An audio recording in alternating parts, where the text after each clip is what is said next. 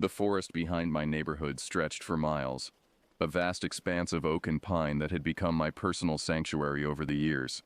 I'd discovered most of its hidden paths, memorized the curves of streams that cut through ravines, and found spots where deer bedded down for the night.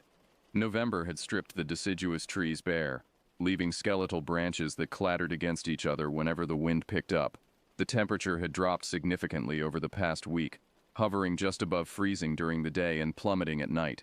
I started my hike around noon, parking my car at the empty gravel lot where the trail began. The absence of other vehicles didn't surprise me. Most casual hikers had abandoned these woods weeks ago when the first frost arrived. The 8-mile loop I'd chosen wound deep into the forest, far from the developed campgrounds near the entrance. Those spots attracted families with RVs and groups of college students. I preferred the isolation of the backcountry, where you had to carry everything on your back, and the only sounds came from nature itself. My pack weighed 40 pounds, loaded with my tent, sleeping bag rated for -20 degrees, cooking gear, and enough food and water for 2 days. The weight felt familiar against my shoulders as I adjusted the straps and started down the trail. Dead leaves crunched beneath my boots, a carpet of brown and amber that obscured the path in places. I had to watch for the faded blue blazes painted on trees to stay on course. 3 hours into the hike, having seen no other human presence, I found the spot I'd been looking for. About 50 yards off the main trail, a small clearing opened between towering pines.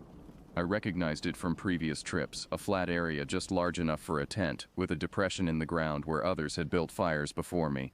The surrounding trees provided shelter from wind while still leaving gaps in the canopy to see the sky. I went through my routine methodically. First, I cleared the ground of sticks and pine cones, then set up my 2-person tent, though I was alone as always. The tent was forest green, designed to blend with the environment. I arranged stones in a circle for the fire ring, gathering dry wood from the surrounding area. Despite the recent cold snap, I found plenty of dead branches and some birch bark for kindling. The fire caught quickly, orange flames dancing upward as I fed it progressively larger pieces of wood. I positioned myself on a foam pad, back against a fallen log, and prepared instant coffee in my camping pot. The warmth from both the fire and the hot liquid helped combat the dropping temperature, but the wind had picked up, sending icy gusts through the clearing that made me pull my jacket tighter. That's when I first noticed movement in my peripheral vision. Far out among the trees, maybe 70 or 80 yards away, something shifted. At first I assumed it was a deer. They were common in these woods, especially at dusk. But the movement had an odd quality to it, too deliberate, too careful.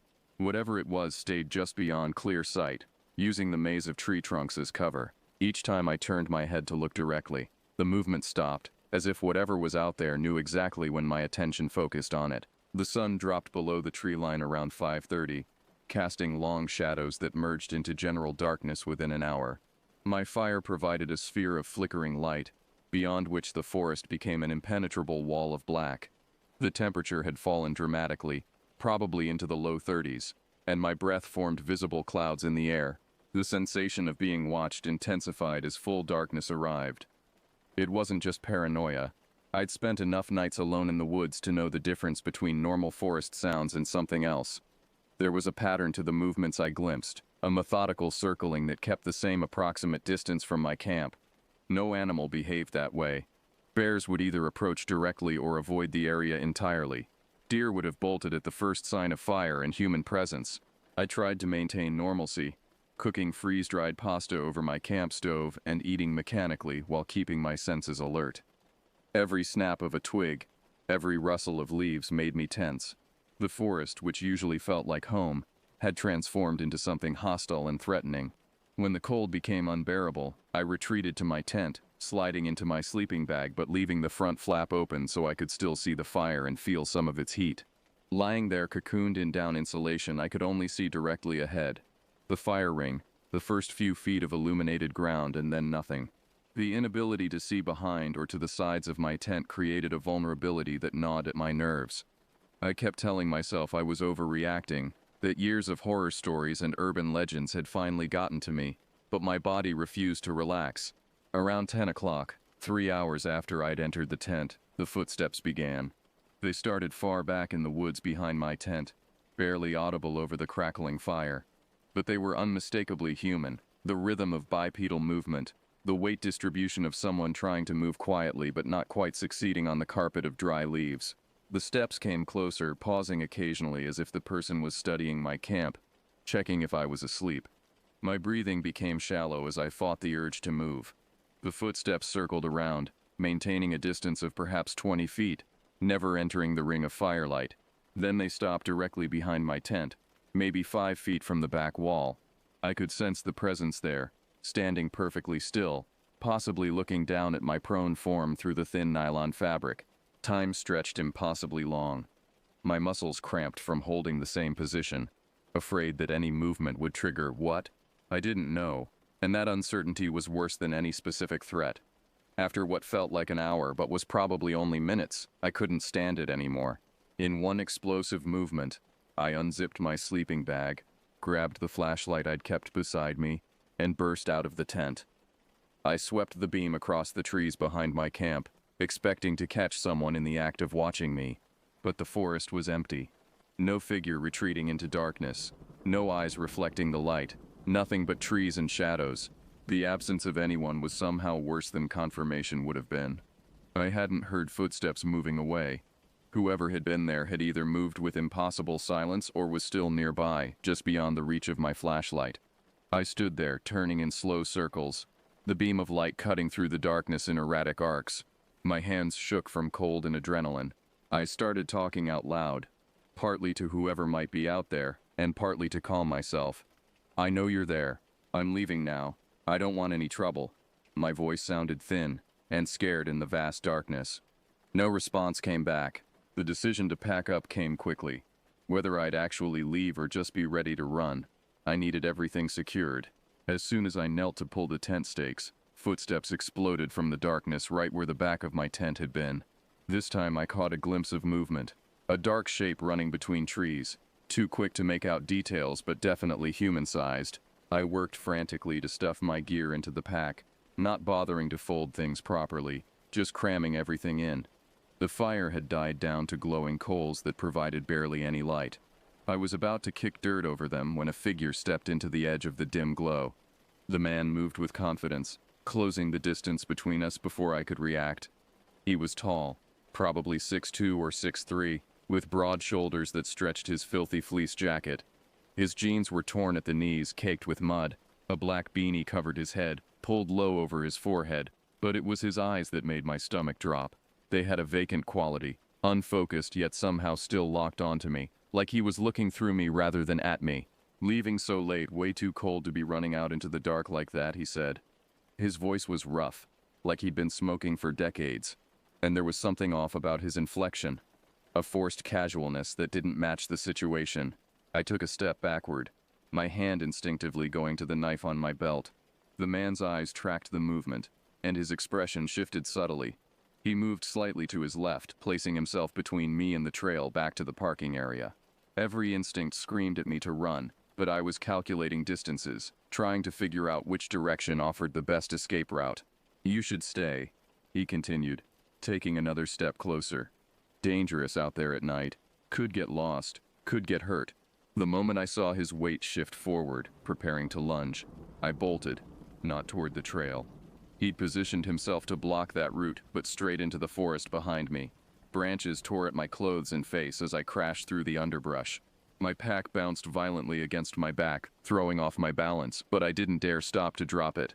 Behind me, I heard him following, his heavier footfalls crushing through the same obstacles. He was cursing now, no longer maintaining any pretense of friendliness. The darkness was absolute under the canopy, and I ran blind, hands out in front to deflect the worst of the branches, stumbling over roots and rocks. My foot caught on something, a root or fallen branch, and I went down hard, rolling through leaves and dirt. The pack probably saved me from serious injury, taking the brunt of the impact. I scrambled back to my feet, listening. His footsteps had stopped. Either he'd lost me in the darkness or was standing still, listening for me just as I was listening for him. I forced myself to move more carefully, testing each step, breathing through my nose to minimize sound. The forest was a maze in the darkness, and I had no idea which direction I was heading. After what felt like an hour of careful movement, I found a cluster of large rocks and wedged myself between them, pulling my dark jacket over my head to blend with the shadows. The night lasted forever. I stayed hidden among the rocks, fighting off hypothermia as the temperature continued to drop. Every sound made me tense. The crack of a branch, the rustle of leaves, the distant call of an owl. Several times I was certain I heard human footsteps moving through the forest, searching patterns that seemed too organized to be random. Once I swear I heard breathing just a few yards away, but I remained frozen, not even daring to turn my head. As the sky began to lighten, showing the first gray hints of dawn, I finally moved. My joints were stiff, my extremities numb, but I forced myself to stand and look around.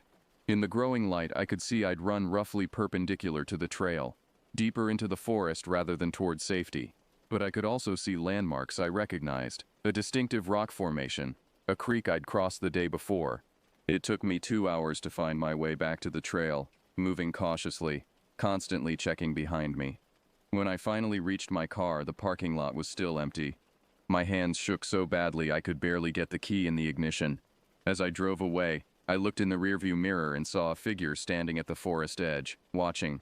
Even from that distance I could tell it was him, the same tall frame, the same dirty fleece jacket. I never reported it to the authorities. What would I say? That a man approached me in the forest and I ran away? That he chased me briefly but didn't actually hurt me? I had no evidence, no injuries, nothing but a story about a feeling of being stalked and a brief terrifying encounter. But I know what I experienced. I know how close I came to something terrible. I still hike, but never alone. Never in that forest, and never without telling multiple people exactly where I'm going and when I'll be back. Some lessons you only need to learn once.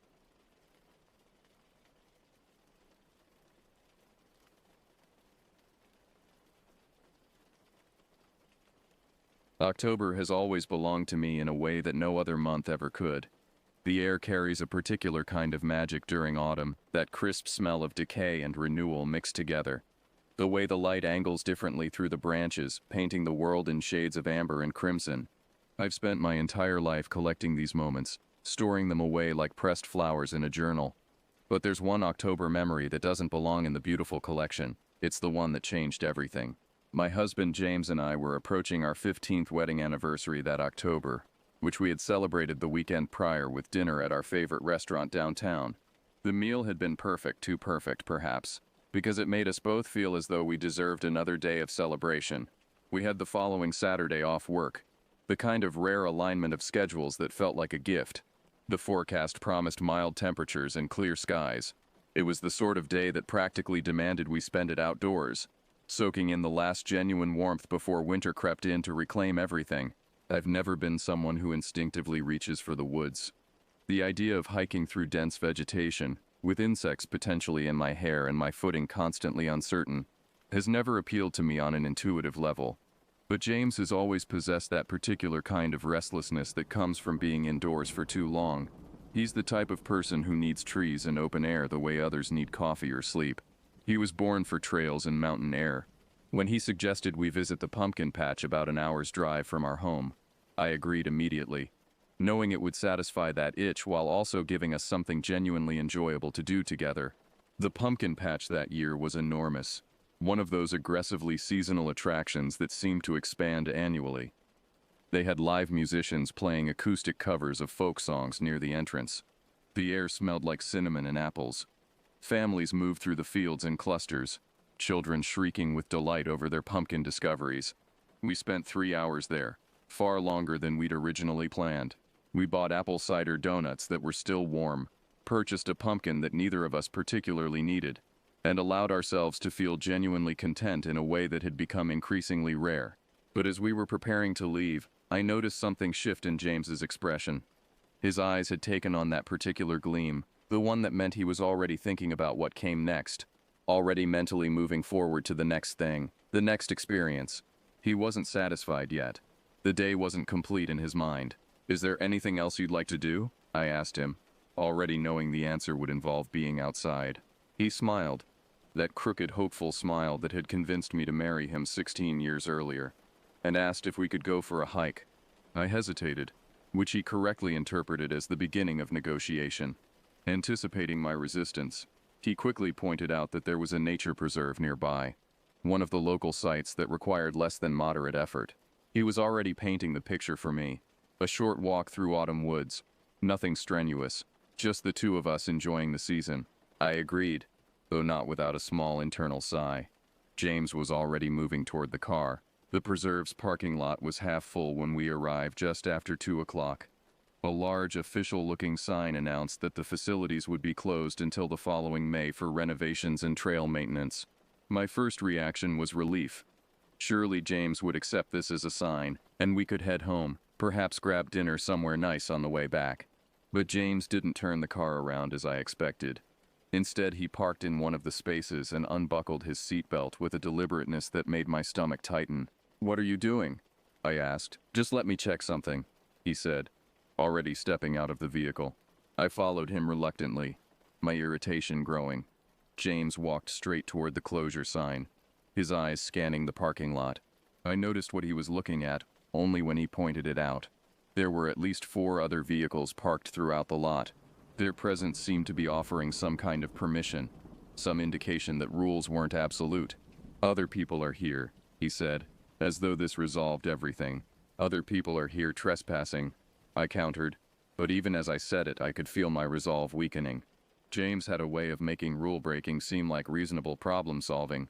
This wasn't serious, he seemed to be suggesting. This was just a short walk. The chain-link fence that surrounded the preserve had been there for years, I assumed. The construction equipment, bulldozers and graders sitting idle like sleeping animals, was clearly part of the renovation project. The no trespassing signs were laminated and new, their warnings in bold red letters.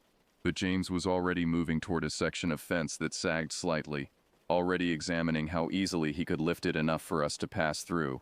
Against my better judgment, I followed him through. My heart was already accelerating, already preparing for the moment when we'd be confronted by a park ranger, or worse, actual law enforcement.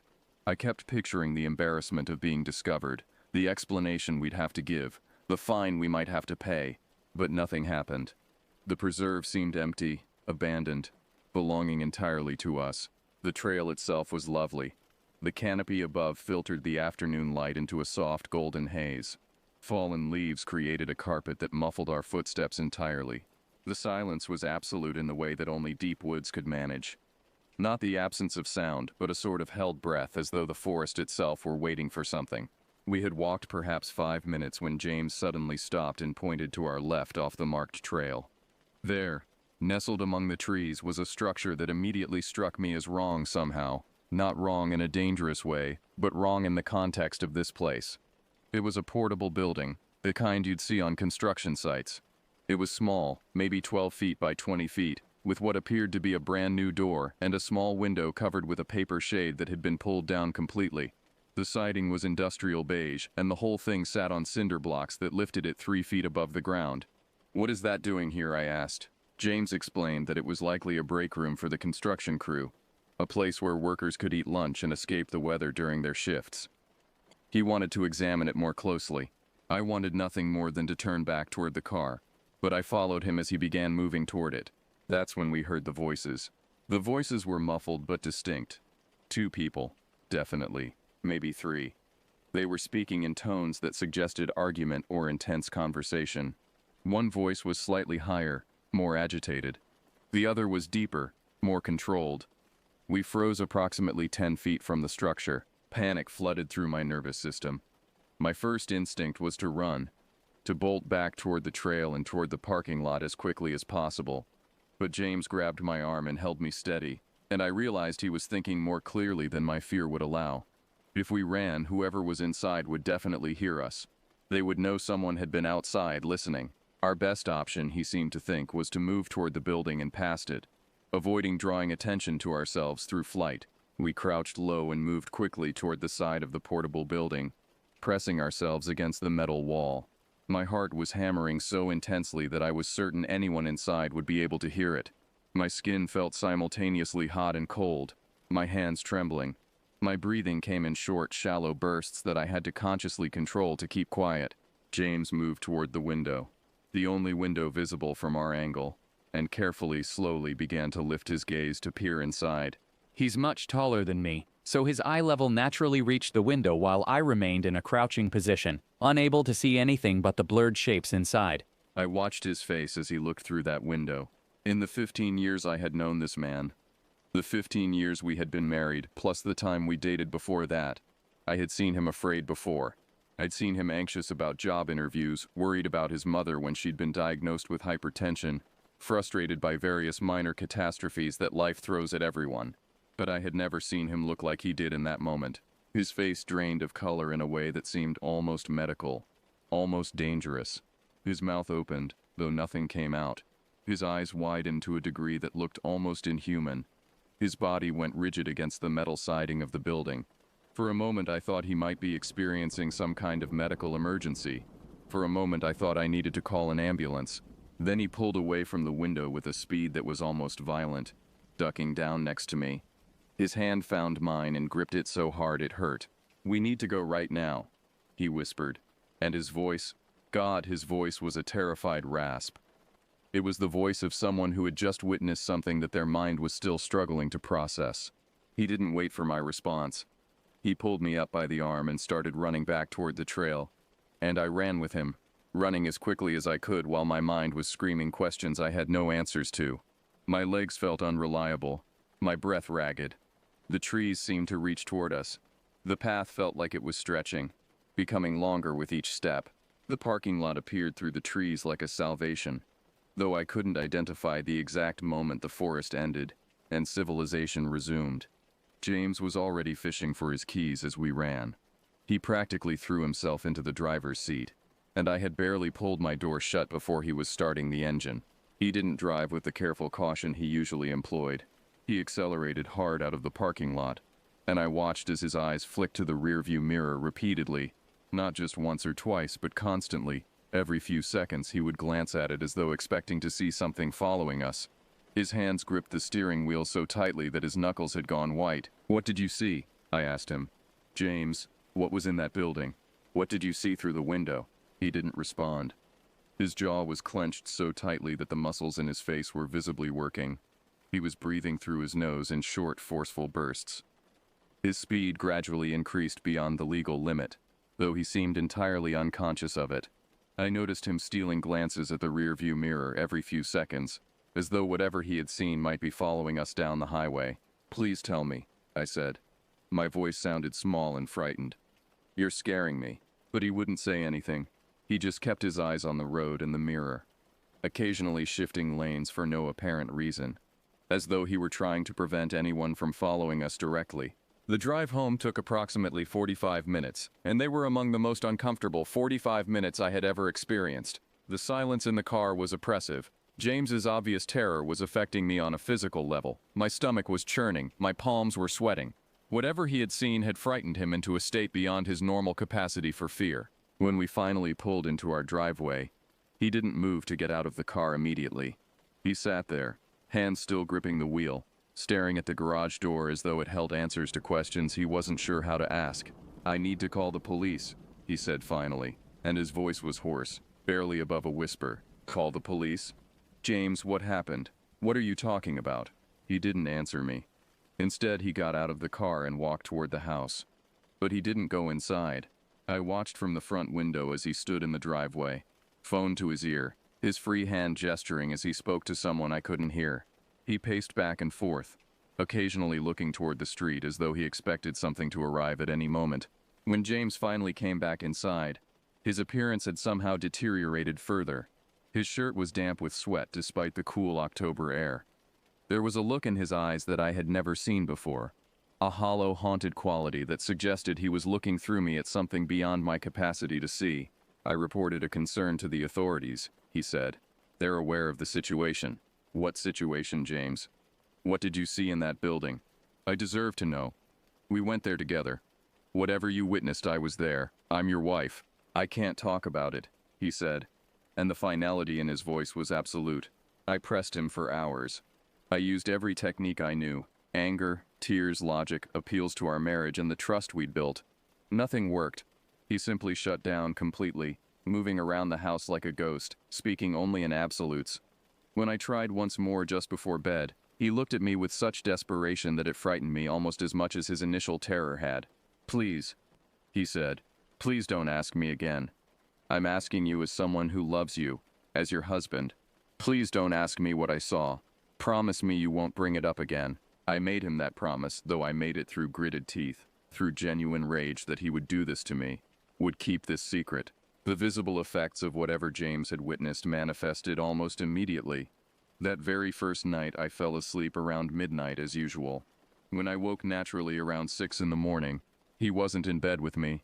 I found him in the living room, sitting on the couch facing the front door, illuminated by the pale pre-dawn light. He wasn't watching television. He wasn't reading. He wasn't even on his phone. He was simply sitting there, staring at the door, waiting for something I couldn't name. When I asked him if he'd slept, he shook his head. This became the pattern. He would come to bed with me. Once I was asleep, and he was very careful about this. Waiting until my breathing had deepened and my body had relaxed, he would slip out and settle himself on the couch. He would position himself at an angle that allowed him to see the front door clearly, and he would sit there all night, every night waiting. I asked him about it the next day. He claimed it was work stress, something with a project at his office. Then it was anxiety about finances. Then it was a combination of factors. Stress, age, the general anxiety of modern life. Every explanation felt hollow, and I knew he knew I didn't believe him. Months passed. October became November, and the season changed from horror to holiday. But James didn't change. His pattern of nocturnal vigilance continued without variation. There was something almost ritualistic about it. The way he would come to bed, wait until I was asleep, then migrate to his nightly post. I consulted his doctor, who prescribed sleeping medication. James took the pills without comment and went to bed as usual. But the medication seemed almost ineffective. He would sometimes fall asleep on the couch around 4 in the morning, his body finally surrendering to exhaustion. But most nights he simply sat there, watching the door with the kind of attention usually reserved for people awaiting terrible news. Years passed, 5 of them in fact. James never spoke about what he'd seen. I kept my promise, I didn't ask him directly. But there were moments when I thought about asking someone else. I considered calling the police and asking if they'd received a report from him about the preserve. I considered driving back to that park on my own to search for answers, but I didn't. Something in James's terror that day had transferred to me. Whatever he'd witnessed, he clearly believed it was something I was better off not knowing. And that belief, that certainty, had its own kind of power. The only real change that occurred was subtle. His insomnia had become so severe that he no longer bothered to come to bed with me most nights. Instead, he simply went to the living room directly after dinner. He would sit on the couch, sometimes until dawn, sometimes until his work alarm went off. His job performance remained adequate, but I could see the toll in his face, the way his eyes seemed perpetually bruised, the way his movements had slowed slightly, as though he were moving through air thicker than what the rest of us inhabited. Our marriage didn't dissolve, exactly. It didn't transform into something hostile or resentful. Instead, it became compartmentalized. We existed together in ways that didn't require him to explain himself. We went to dinner. We attended family events. We maintained the surface structure of marriage while something fundamental had fractured beneath.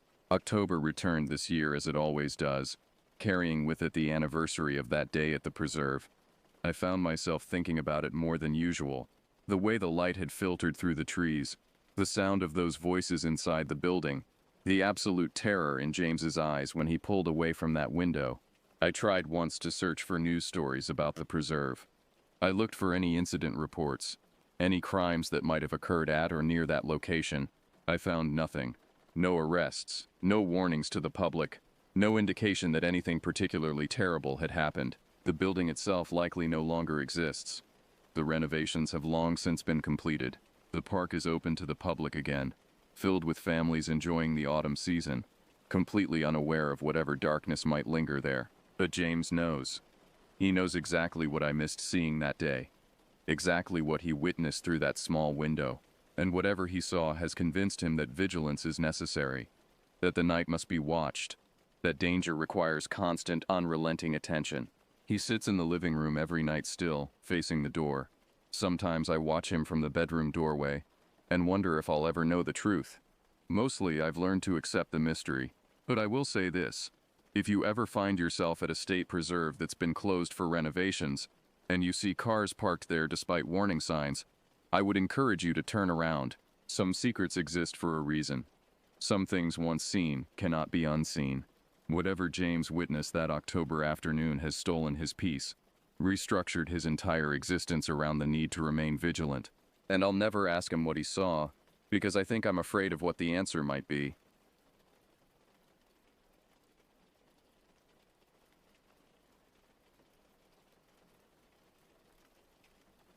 I'm a National Parks Ranger, and I've been doing this job for the better part of 15 years. In that time, I've seen things that would make your average city dweller pack up and never venture past their suburban fence line again. We've got stories that could fill Netflix's content library for the next decade, and most of them are the kind that keep you awake at 3 a.m., staring at your bedroom ceiling and wondering if that creaking sound is just the house settling. The park I work covers an area so vast that you could drive for 6 straight hours and still not see all of it. We're talking about hundreds of thousands of acres of dense forest, hidden valleys, and terrain so remote that some sections haven't seen human footprints in decades. It's the kind of wilderness that swallows people whole and spits out only questions. Hunter Kowalski and I had been partners for 3 years by the time this story takes place. He was 10 years younger than me, fresh out of college with a degree in wildlife biology, and an enthusiasm that hadn't yet been ground down by the realities of ranger work, where I'd learned to approach each day with a healthy dose of skepticism about what we might encounter. Hunter still had that wide-eyed optimism that made him volunteer for the overnight assignments that took us deepest into the backcountry. This particular expedition was supposed to be routine, a bird survey that required us to cover as much ground as possible over a 3-day period. We were documenting species populations for the annual wildlife report, the kind of bureaucratic necessity that kept our funding flowing and our jobs secure. Nothing glamorous. Just hours of driving, logging roads and hiking trails with binoculars and recording equipment. We'd been out since dawn, working our way through sectors 7 through 12 on the survey map. The October air was crisp, carrying that smell of dying leaves and approaching winter that always made me nostalgic for reasons I couldn't quite name. Hunter was driving our field truck, a battle-scarred Ford that had seen more action than a war correspondent, while I marked our route and logged bird sightings. Jesus, look at that overgrowth, Hunter said around noon, pointing through the windshield at a section of forest where the canopy had grown so thick it blocked out most of the sunlight. Looks like something out of a fairy tale. He wasn't wrong. The trees in this area had grown wild and untamed, their branches intertwining into an almost impenetrable wall of green and shadow. Vines hung like curtains, and the forest floor was carpeted with decades of fallen leaves that hadn't seen direct sunlight in years. We'd been driving for about 20 minutes through increasingly dense terrain when Hunter hit the brakes hard enough to throw me against the dashboard. What the hell? I started, but then I saw what had caught his attention. There, maybe 50 yards off the main trail, was a structure that shouldn't have existed. Not in this condition, anyway. I'd seen plenty of abandoned cabins and shelters during my years in the park. They were remnants of a different era. Homesteads from the early 1900s, old ranger stations, or hunting camps built by locals before the federal government expanded the park boundaries. Most of the time, these structures were little more than rotting timber and rusted metal, slowly being reclaimed by the forest. This one was different. The building was small, probably no more than 400 square feet, built from logs that had weathered to a silver-gray color. But where I expected to see collapsed walls and a caved-in roof, this structure stood solid and intact. The logs were still tightly chinked. The roof showed no obvious holes, and the door there was an actual door, not just an opening where a door used to be. "When's the last time anyone surveyed this sector?" Hunter asked, pulling out his GPS unit. I checked our records. 3 years ago. But that was just a flyover survey. No ground teams came through here. We sat in the truck for a moment, both of us studying the cabin. Something about it felt wrong, though I couldn't put my finger on what exactly. It was too intact, too well preserved for a structure that should have been abandoned for decades.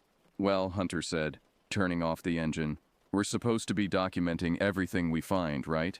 I nodded, though something in my gut was telling me to mark the GPS coordinates and keep driving. We grabbed our packs and recording equipment and made our way through the underbrush toward the cabin. The approach was eerily quiet. In 15 years of forest work, I'd learned to read the sounds of the wilderness like a language. There should have been bird calls, the rustling of small animals in the leaves, the buzz of insects. Instead, there was an almost oppressive silence, as if the forest itself was holding its breath. As we got closer, more details became apparent. The cabin had been built with the kind of craftsmanship you didn't see anymore. Tight joints, careful chinkling. A stone foundation that had been laid with precision. Someone had put real effort into this place. But there were no signs of recent habitation. No cleared paths, no woodpile, no outhouse that we could see. The grass around the foundation had grown wild, and vines were beginning to claim the lower portions of the walls. "Look at this," Hunter said, pointing to the door. It was solid wood, painted green at some point but now faded and peeling. More importantly, it was closed tight, and there was a deadbolt lock visible even from the outside. I pulled out my camera and started documenting everything before we went any further. The angle of the building, the condition of the walls, the overgrowth patterns. If this turned out to be significant, I wanted a complete record. No tire tracks, Hunter observed, walking in a circle around the structure. No paths. Hell, I don't even see any game trails leading to this place. He was right. The cabin sat in its clearing, like it had been dropped there from the sky. There were no signs that anyone, human or animal, had approached this place in years. I tried the door, expecting it to be either swollen shut from weather, or to open easily. Instead, I felt resistance. The kind of resistance you get when something is locked from the inside. "That's weird," I muttered, pushing harder. The door gave slightly, and I could hear the deadbolt shifting in its housing, but it wouldn't open. Hunter came over and put his shoulder against the door with me. After a few good pushes, something gave way with a splintering sound, and we stumbled forward as the door swung open. The smell hit us immediately. Not the stench of decay I was expecting, but something mustier, like air that had been trapped and stagnant for years. It was the smell of a place that had been sealed tight for a very long time. I pulled out my flashlight and stepped inside, Hunter close behind me. The interior was dark, with no windows to let in natural light, but what I could see made me stop dead in my tracks. The place was immaculate. Not just clean immaculate. Like someone had spent hours making sure everything was in its proper place before what? I swept my flashlight beam around the single room, trying to process what I was seeing. Dishes stacked neatly on wooden shelves. A small table set with plates and silverware for 2 people. A bed in the corner with the covers pulled tight, and hospital corners that could have passed military inspection. Clothes folded and placed on a simple wooden chest. "Jesus Christ," Hunter whispered behind me. "How long do you think this place has been empty?" I didn't answer because I was trying to figure out the same thing. The level of preservation was unnatural. Even accounting for the sealed environment, there should have been signs of decay, of time passing. Instead, it looked like whoever had lived here had just stepped out for a walk and might return at any moment. That's when I noticed the scratches. Near the door, close to the floor, something had clawed deep gouges into the wood. The marks were fresh-looking, not weathered like everything else in the cabin. They formed a pattern that looked almost frantic, like something had been trying desperately to get out, or maybe trying to get in. "Hunter," I said, my voice sounding strange in the confined space. "Bring that light over here." As he moved closer, illuminating more of the room, I saw something else that made my blood run cold. At the foot of the bed, partially hidden under a wool blanket, was a small skeleton. "Is that?" Hunter started. "Dog," I said, kneeling down for a closer look. "Small one, maybe a terrier or something similar." The bones were clean, picked completely bare, but there was still fur attached in places. Fur that had mummified rather than rotted away.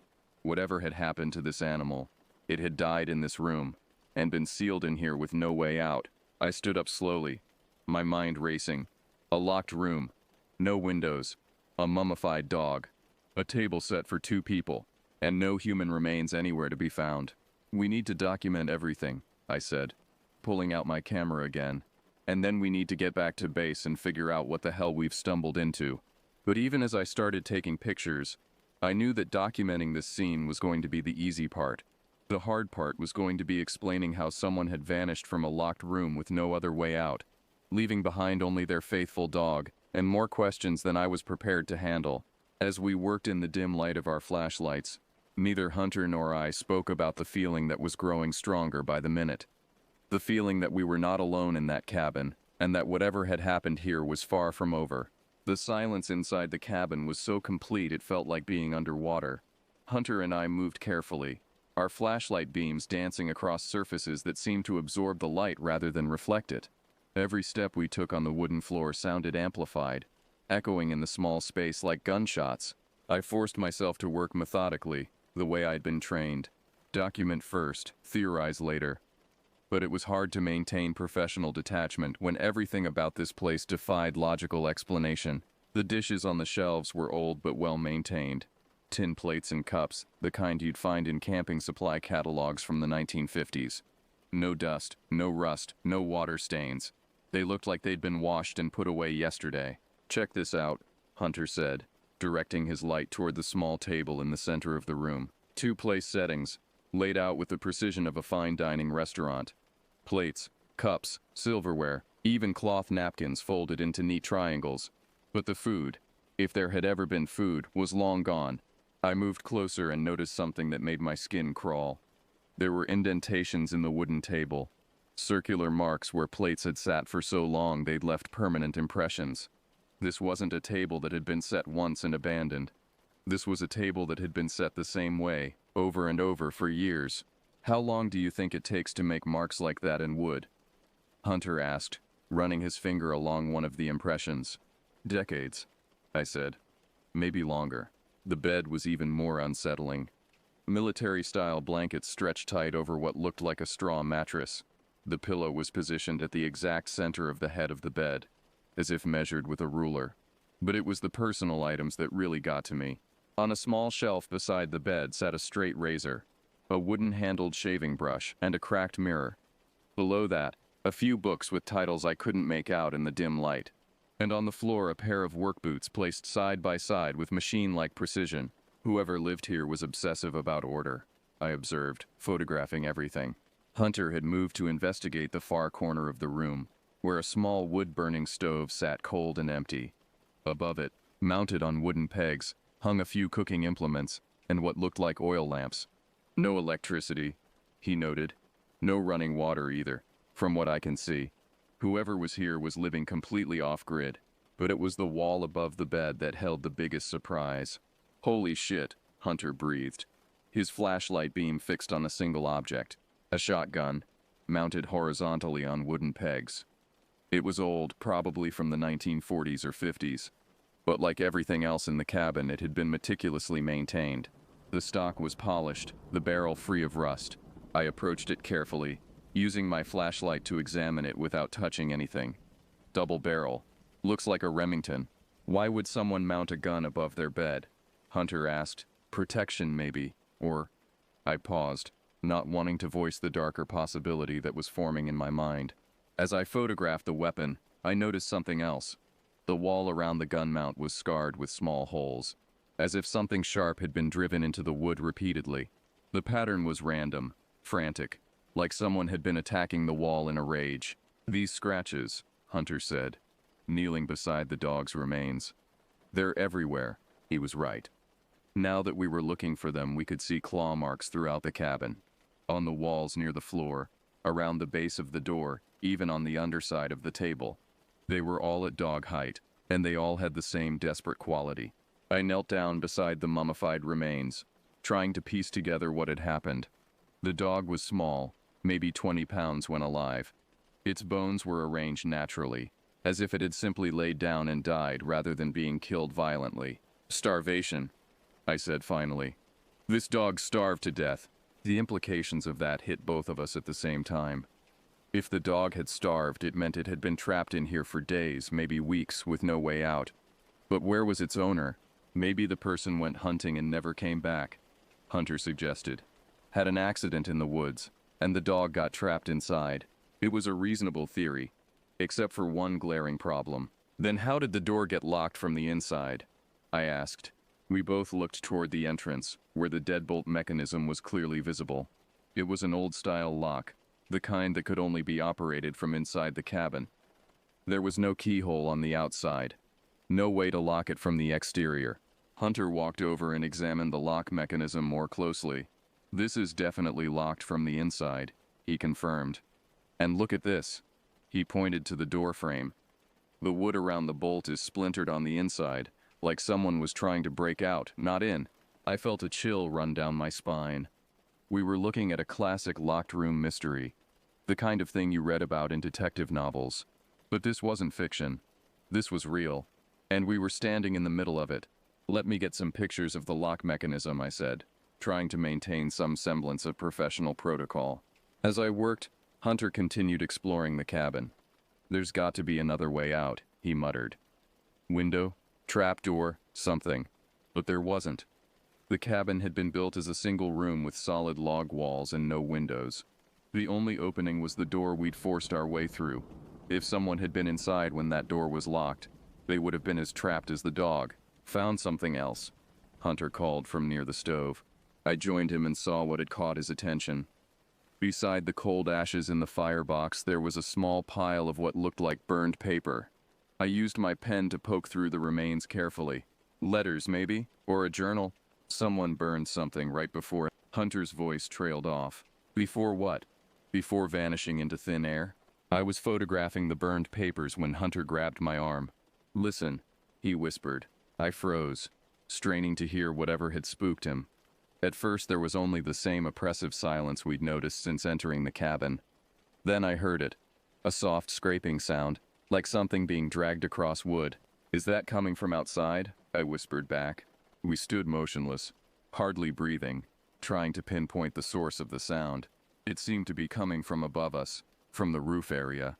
Scrape, pause, scrape, pause, with an irregular rhythm that sounded almost deliberate. "Probably just a branch rubbing against the roof," Hunter said, but his voice lacked conviction. The scraping continued for another minute, then stopped abruptly. The silence that followed was somehow worse than the noise had been. "We should go," I said, suddenly overwhelmed by the need to get out of that cabin. "We've documented enough for now." Hunter nodded, looking as unsettled as I felt. We gathered our equipment and headed for the door. But as we were about to leave, something made me turn back for one final look. That's when I noticed something I'd missed before. On the small table beside one of the place settings, there was a thin layer of dust that had been disturbed. In the dust, clear as day, was the outline of a hand, as if someone had reached across the table and then pulled their hand away. But the outline was fresh. The dust around it was undisturbed, suggesting the mark had been made recently. "Very recently." "Hunter," I said, my voice barely above a whisper. "What?" "Look at this." He joined me at the table, his flashlight illuminating the handprint. For a long moment, neither of us spoke. "That wasn't there when we came in," he said finally. "No, it wasn't." We stared at the mark, both of us thinking the same impossible thought. Someone or something had touched that table while we were in the cabin. While we were standing just a few feet away, I photographed the handprint, though I knew the image would never capture the full eeriness of the moment. Then we left the cabin, carefully closing the damaged door behind us and marking the location with GPS coordinates. The walk back to our truck felt longer than it should have. Every rustle in the underbrush made us jump. Every shadow seemed to hide watching eyes. By the time we reached the vehicle, both of us were drenched in cold sweat despite the cool October air. "What do you think happened in there?" Hunter asked as we drove away. I didn't answer immediately. I was thinking about the locked door, the mummified dog, the table set for two, and the fresh handprint in the dust. I was thinking about how someone could vanish from a room with no other exit, leaving behind only questions and a growing sense that we'd stumbled into something far more complex than an abandoned cabin. "I don't know," I said finally, "but I intend to find out." What I didn't tell Hunter was that I was already planning to return to that cabin. Alone if necessary, because whatever had happened there wasn't finished. The fresh handprint proved that much. Something was still active in that place, still present, still waiting, and I had a terrible feeling that our visit had awakened it. Sleep didn't come easy that night. I lay in my bunk at the ranger station, staring at the ceiling and replaying every detail of what we'd found in the cabin. Every time I closed my eyes, I saw that handprint in the dust, fresh and impossible. Hunter had submitted our initial report documenting the structure's location and basic condition, but we'd both agreed to keep the more unusual details to ourselves until we could do some research. The last thing we needed was to be labeled as the rangers who saw ghosts in the woods. By morning, I was running on 3 hours of sleep and way too much coffee. I spent the early hours going through our archives, looking for any record of the cabin or the land it sat on. What I found only deepened the mystery. According to our historical records, that section of the park had been privately owned until 1978, when it was acquired by the federal government as part of a land expansion program. The previous owner was listed as one William Thorne, described in the paperwork as a hermit, who had lived alone on the property for over 30 years. But here's where it got interesting. Thorne had disappeared in 1977, a full year before the government purchase was finalized.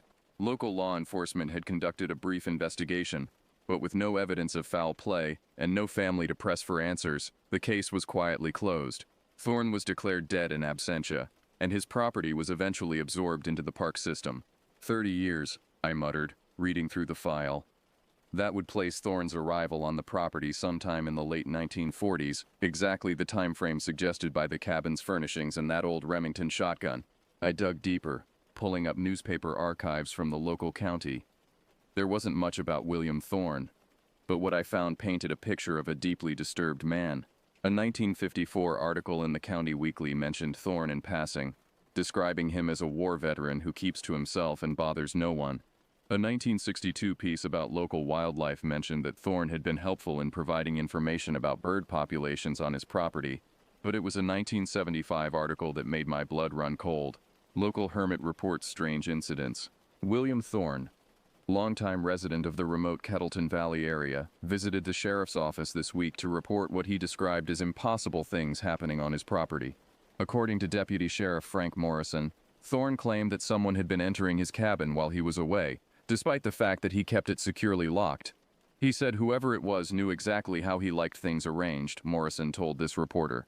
They would set his table, make his bed, even tend his fire, but they never took anything or left any sign of how they got in. Thorne also reported hearing footsteps on his roof at night and finding fresh boot prints around his cabin that didn't match his own. Deputy Morrison noted that Thorne appeared agitated but coherent and suggested the incidents might be the work of local teenagers playing pranks. No formal investigation was launched. I read the article 3 times, my hands shaking slightly. Someone had been entering William Thorne's locked cabin, arranging things exactly the way he liked them, then vanishing without a trace. The same locked cabin where Hunter and I had found everything in perfect order and a fresh handprint in the dust. The pattern was impossible to ignore. Whatever had been happening to Thorne in 1975 was still happening now, decades later. I kept digging through the archives, looking for any other mentions of the property or its owner.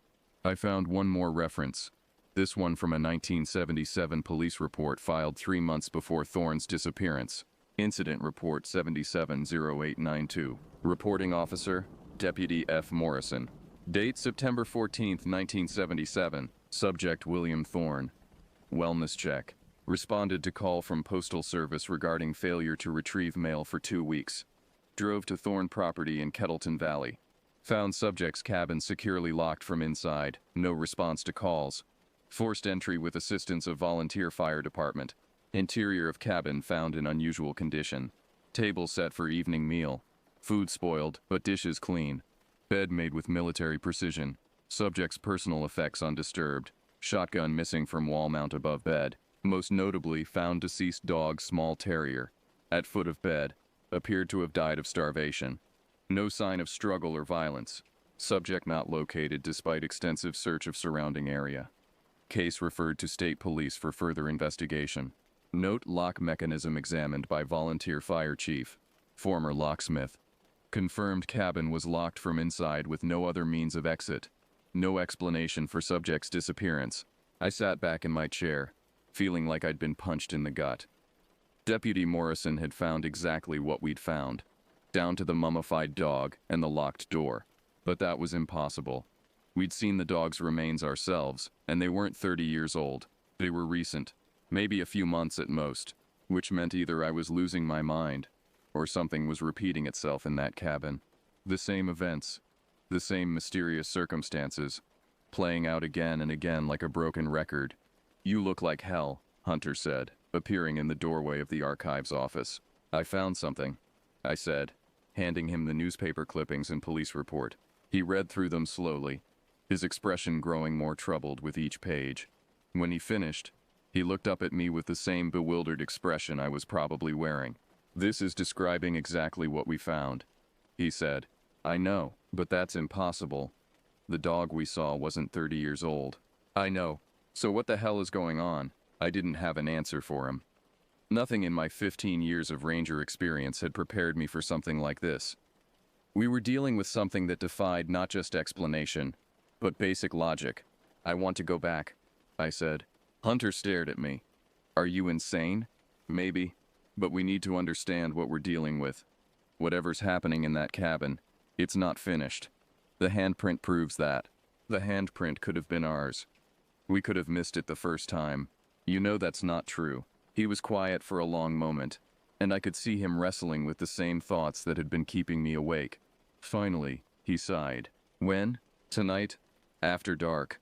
"Why after dark?" I showed him the 1975 newspaper article again, pointing to the specific line about hearing footsteps on the roof at night. "Because whatever's happening there, it seems to be more active after sunset." We spent the rest of the day preparing. I checked out additional camera equipment from our supplies, including a digital video camera with night vision capability. Hunter requisitioned some motion sensors and a portable weather station. If we were going to document whatever was happening in that cabin, we needed to do it scientifically. But as evening approached, I found myself questioning the wisdom of returning to that place. The rational part of my mind kept insisting that there had to be a logical explanation for everything we'd found. The irrational part, the part that had been growing stronger all day, whispered that some mysteries were better left unsolved.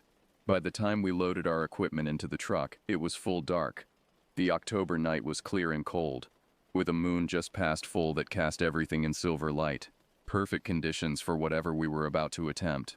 "You know," Hunter said as we drove toward the remote access road, "if we're right about this, if something really is happening in that cabin, then we might be walking into a situation we're not equipped to handle."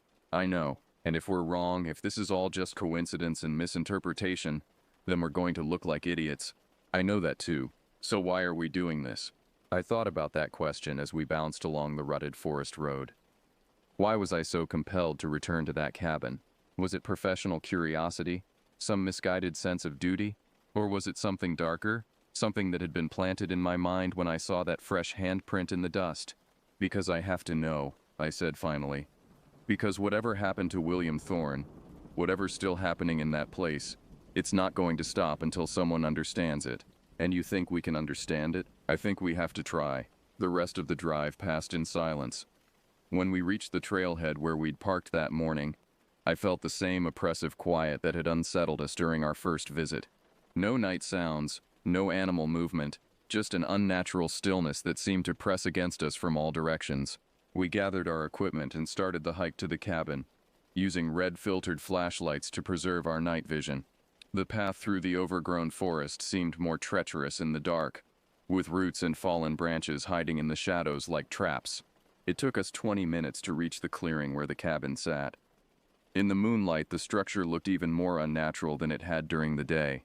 It seemed to absorb the silver light rather than reflect it, creating the optical illusion that it was darker than the shadows around it. "Motion sensors first," I whispered, though I wasn't sure why I was keeping my voice down.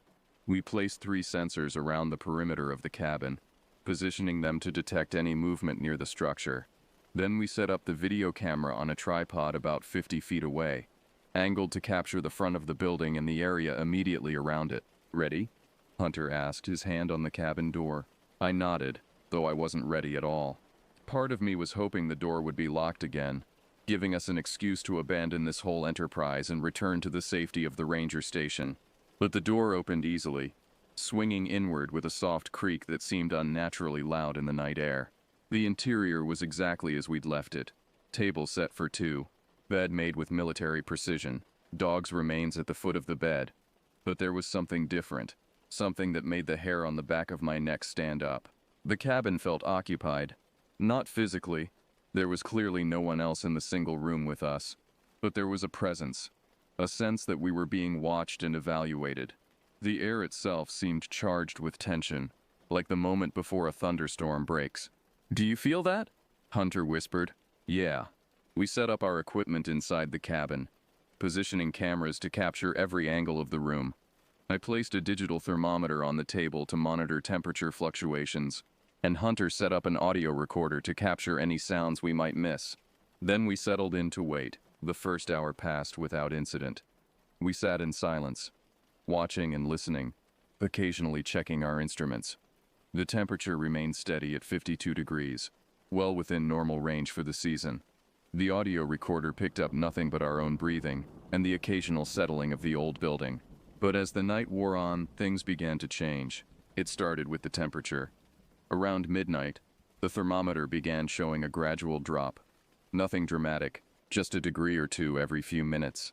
Within half an hour, the temperature inside the cabin had fallen to 46 degrees, then 44, then 42. "That's not normal," Hunter whispered, his breath beginning to fog in the increasingly cold air. Then we heard the footsteps. They started as a soft scraping sound on the roof directly above us, so faint we might have missed them if we hadn't been listening intently. But as we sat frozen in place, the sounds became more distinct, the unmistakable rhythm of someone walking slowly across the cabin's roof. Step, pause, step, pause, step. The sounds moved from one end of the roof to the other, then back again. Whatever was up there seemed to be pacing, as if searching for something or working up the courage to take some action. I grabbed the video camera and tilted it upward, hoping to capture whatever was casting the shadows that had begun moving across the ceiling. But the shadows made no sense. They moved independently of each other, creating patterns that couldn't be explained by a single figure walking overhead. Then the footsteps stopped. The silence that followed was absolute and terrifying. Hunter and I stared at each other across the small room, both of us afraid to move or speak. The temperature continued to drop, 40 degrees, then 38, then 36. Our breath came in visible puffs, and I could feel the cold seeping through my jacket. That's when we heard the voice. It was soft, barely more than a whisper, but unmistakably human. A man's voice, speaking words we couldn't quite make out. The sound seemed to come from everywhere and nowhere, filling the cabin without any identifiable source. "Can you understand what he's saying?" Hunter breathed, so quietly I could barely hear him. I strained to listen, trying to make sense of the whispered words. Gradually, I began to pick out fragments. "Set for two. Always set for two. But I'm alone. Always alone." The voice faded, then returned stronger. Locked it tight.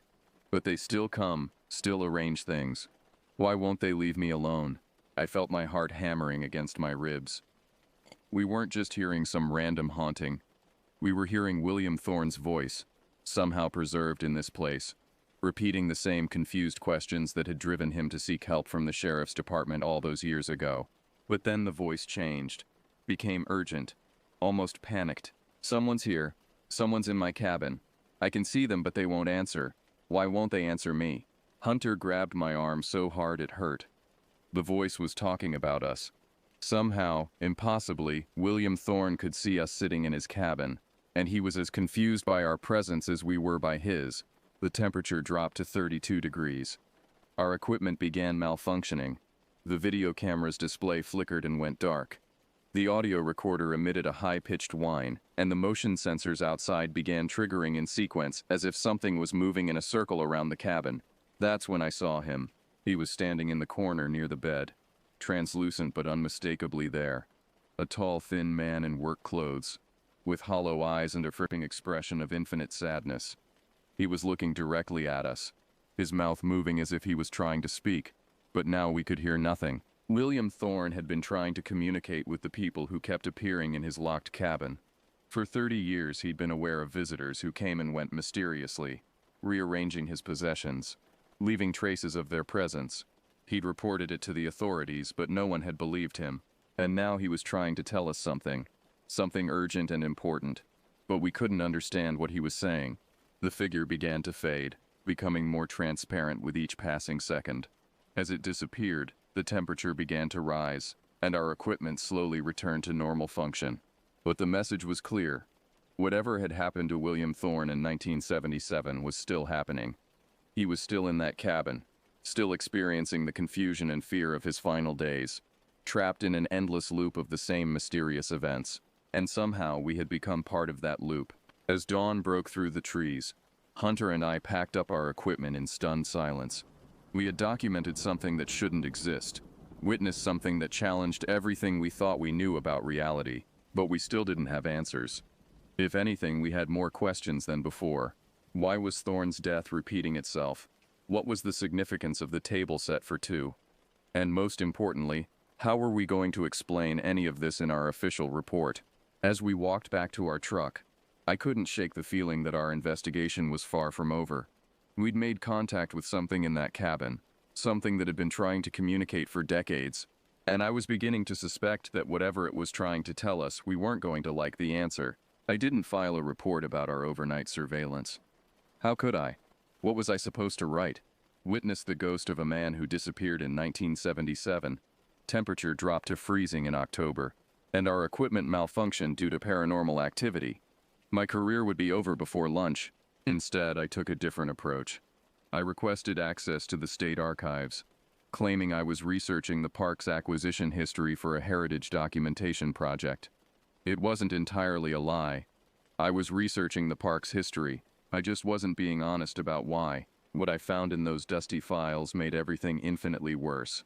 William Thorne wasn't the property's first mysterious disappearance. He wasn't even the second. The land had been part of a larger homestead tract dating back to the 1890s. The original owner, a man named Samuel Kettleton, for whom the valley was named, had built the cabin as a temporary shelter while he constructed a larger house elsewhere on the property. But Kettleton never finished that house. According to a 1894 newspaper account, he disappeared one winter night, leaving behind a locked cabin and his faithful dog, which was found dead of starvation when neighbors finally broke down the door. The parallels were so exact they made my hands shake as I read the century-old report. After Kettleton's disappearance, the property changed hands several times. Each new owner eventually abandoned the land under mysterious circumstances, though not all of them vanished completely. Some simply packed up and left in the middle of the night, telling neighbors they couldn't stand the wrongness of the place. But every few decades, someone would disappear entirely, always under the same circumstances. Locked cabin, dead dog, no trace of the owner. There was Jakob Muller in 1923, a German immigrant who had been trying to start a small farm. Gone one spring morning. Cabin locked from the inside. His shepherd dog found mummified by the bed. Then Thomas McKenna in 1951, a veteran like Thorne who had sought isolation in the remote valley. Same story, same impossible circumstances, same tragic end for his companion animal. The pattern was clear and terrifying. Every 25 to 30 years, someone would disappear from that cabin, always leaving the same scene behind. The table set for two, the locked door, the dog that starved to death waiting for its master to return. But return from where? And why did it keep happening? I was so absorbed in the historical records that I didn't notice Hunter approaching until he cleared his throat behind me. "Find anything interesting?" he asked, though his tone suggested he already knew the answer would be disturbing. I showed him the files, watching his face grow pale as he read through the documented disappearances. When he finished, he sat back in his chair and ran his hands through his hair. "This is insane," he said. "What you're suggesting is that this cabin is some kind of trap? That it kills people every generation?" "I'm not suggesting anything," I replied. "I'm just documenting what happened." "But you think there's a connection, don't you?" He was quiet for a long moment, staring at the photocopied newspaper clippings spread across the table. Finally, he spoke in a voice barely above a whisper. "The table set for two. Every single report mentions that detail. I noticed that too. So who's the second person? Who is the table set for?" It was the question that had been nagging at me all morning. Every disappearance involved a man living alone. Yet every scene included a table prepared for two diners. It was as if the missing person had been expecting someone, preparing for a guest who never arrived. Or maybe a guest who arrived but never left any trace of their visit. "I think," I said slowly, working through the theory as I spoke, "that we need to go back to the cabin one more time." Hunter stared at me like I'd lost my mind. "Are you kidding? After what we experienced last night?" "Because of what we experienced last night. We made contact, Hunter. Whatever's in that cabin, it's trying to communicate. And I think it's been trying to communicate with every person who's lived there. And look how well that worked out for them. He had a point. But I couldn't shake the feeling that we were close to understanding something important. Something that might finally put an end to the cycle of disappearances. One more time, I said. But this time we go prepared. Prepared how? I pulled out a topographical map of the area and spread it across the table. Look at the cabin's location. It's positioned at the exact center of the valley, equidistant from all the major geographical features. That's not a coincidence. Hunter studied the map. You think the location is significant? I think everything about that place is significant. The isolation, the construction, even the way it's furnished. Someone or something has been using that cabin as a lure for over a century. A lure for what? That's what we need to find out. I spent the rest of the day researching local folklore and indigenous history. The valley had been considered sacred by several Native American tribes, though their oral traditions were frustratingly vague about why. Most of the stories spoke of a place where the boundaries were thin, where the world of the living and the world of the dead overlapped. More interestingly, I found references to a recurring figure in tribal folklore, a lonely spirit who would invite travelers to share a meal, only to trap them in his eternal solitude. The stories varied in details, but they all described the same basic scenario: a well-appointed dwelling, a gracious host, and guests who never left. By evening, I had developed a working theory about what was happening in the cabin. It wasn't scientific, and it certainly wasn't the kind of explanation I could include in an official report, but it was the only thing that made sense of all the evidence. The cabin was a trap, but not in any physical sense. It was a psychological trap, a place where loneliness had taken on a life of its own. Each person who lived there in isolation eventually became so desperate for human connection that they would unconsciously invite or summon visitors to share their solitude. But the visitors weren't really visitors. They were manifestations of the occupant's need for companionship, psychological projections that seemed real enough to require place settings and preparation, but which could never truly fill the emotional void that created them. Eventually, the line between reality and projection would blur completely. The lonely occupant would lose himself in the fantasy of having a companion, spending all his time preparing for visits that existed only in his fractured mind.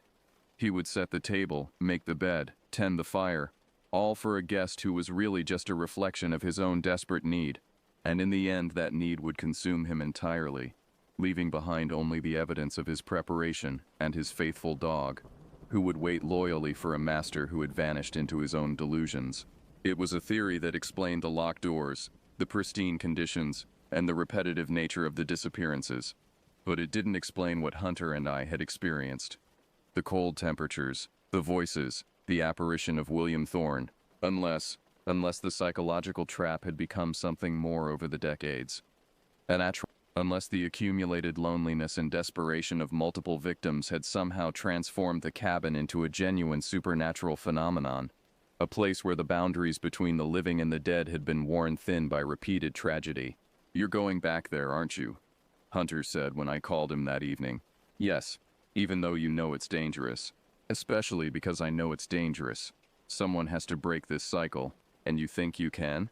"I think I have to try." There was a long pause on the other end of the line. Finally, Hunter sighed. "I'm coming with you." "You don't have to." "Yes, I do. We're partners, remember? Besides, if you're going to get yourself killed by a haunted cabin, I should probably be there to write the report." Despite everything, I smiled. "Thanks, Hunter." "Don't thank me yet. Wait until we both survive whatever we're about to walk into." We arranged to meet at the ranger station before dawn. I spent the rest of the night gathering supplies. Not just the usual recording equipment this time, but also emergency flares, a satellite phone, and enough food and water for several days. If my theory was correct, we might be dealing with something that could trap us just as effectively as it had trapped its previous victims. But as I packed my gear, I couldn't shake the feeling that I was missing something important. The pattern of disappearances, the consistent details, the way each victim seemed to be preparing for someone who never came. There was a piece of the puzzle I hadn't found yet, and I had a sinking suspicion that whatever I was missing might be the most dangerous part of all. When dawn broke gray and cold, Hunter and I loaded our equipment into the truck and headed for the remote valley. Neither of us spoke much during the drive, both lost in our own thoughts about what we might find waiting for us in that cabin. As we turned onto the rough forest road that would take us to the trailhead, I realized I was scared in a way I'd never been scared before. Not just afraid of physical danger, but afraid of something more fundamental. Afraid that we were about to confront a truth about human nature that some part of me didn't want to understand. But it was too late to turn back now. The cabin was waiting for us, patient and implacable, just as it had waited for all the others who had tried to solve its mystery. And somewhere in its shadowy interior, William Thorne was probably setting the table for two, preparing for visitors he knew would come, but hoping they might finally understand what he'd been trying to tell them all along. The question was, would we be smart enough to listen, or would we become the next chapter in the cabin's long history of unexplained disappearances? As our truck bounced along the rutted trail toward whatever was waiting for us, I realized we were about to find out. The cabin looked different in the morning light. Not less ominous, but more substantial somehow, as if our repeated visits had given it more presence in the world. As Hunter and I approached through the overgrown clearing, I noticed something that made me stop dead in my tracks. Smoke was rising from the chimney.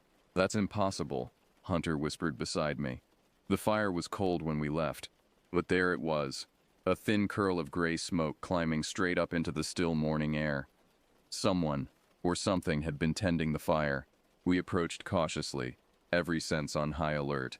The cabin's single window, which I had somehow failed to notice during our previous visits, glowed with warm yellow light. Through the glass I could see movement, shadows shifting inside the small room.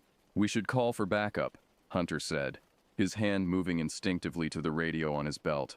"And tell them what? That we need help investigating a ghost?" He didn't have an answer for that. We were on our own, just as everyone who had come to this place before us had been on their own. I took point as we moved to the door, my hand resting on the grip of my service weapon. The door was closed but not locked. I could tell by the way it sat in the frame. Whoever was inside hadn't bothered to secure it. "Forest Service," I called out, following standard protocol. "Is anyone in there?" No response, but the movement inside continued. I could hear sounds now. The scrape of a chair being moved, the clink of dishes being arranged.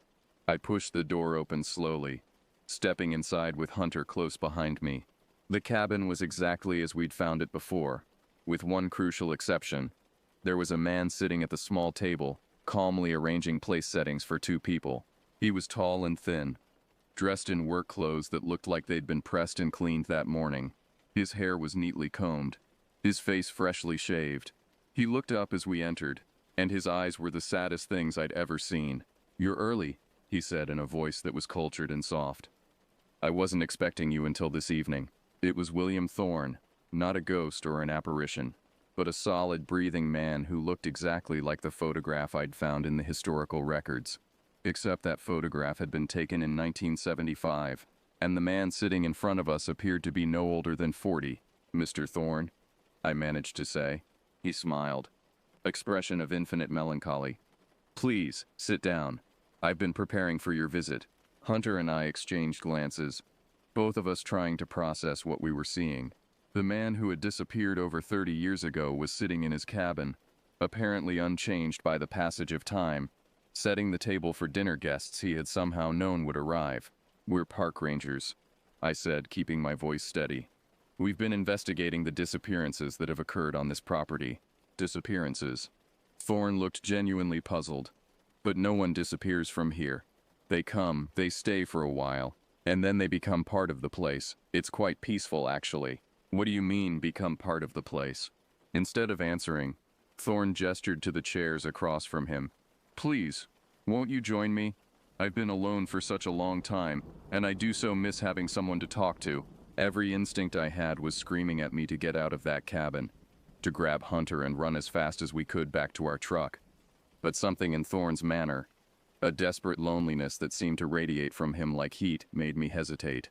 Just for a moment, I found myself saying, despite Hunter's sharp look of alarm. We sat down across from Thorne, who immediately began serving us from dishes that definitely hadn't been on the table moments before. The food looked fresh and appetizing. Roasted meat, vegetables, bread that was still warm from the oven. But where had it come from? The cabin had no refrigerator, no modern cooking facilities. "You want to know about the disappearances," Thorne said as he filled our plates. "But you're asking the wrong question. What should we be asking? You should be asking about the invitations. He said it so matter-of-factly that it took me a moment to process the implications. Invitations. I invite them. All of them. Samuel Kettleton, Jacob Mueller, Thomas McKenna. They were all so lonely, you see. Living out here by themselves, cut off from human contact. So I invited them to dinner. Hunter's face had gone white. You killed them. Killed them? Thorne looked genuinely shocked. Good heavens, no. I saved them. I offered them exactly what they were desperately looking for. Companionship, conversation, an end to the terrible isolation that was eating them alive. But they disappeared. They chose to stay. Once they understood what I was offering, they all chose to stay. I looked around the cabin, seeing it with new eyes. The meticulous organization, the furniture arranged for conversation, the table permanently set for two. This wasn't the home of a hermit. It was the home of someone who was constantly entertaining guests. Where are they now? I asked. Thorne smiled and gestured vaguely around the cabin. Here, of course, we're all here together. Samuel is tending the fire. He always enjoyed working with his hands. Jacob is organizing the books on the shelf. He was quite the scholar, you know. Thomas is outside, making sure no wild animals disturb our peace. I felt a chill that had nothing to do with the temperature.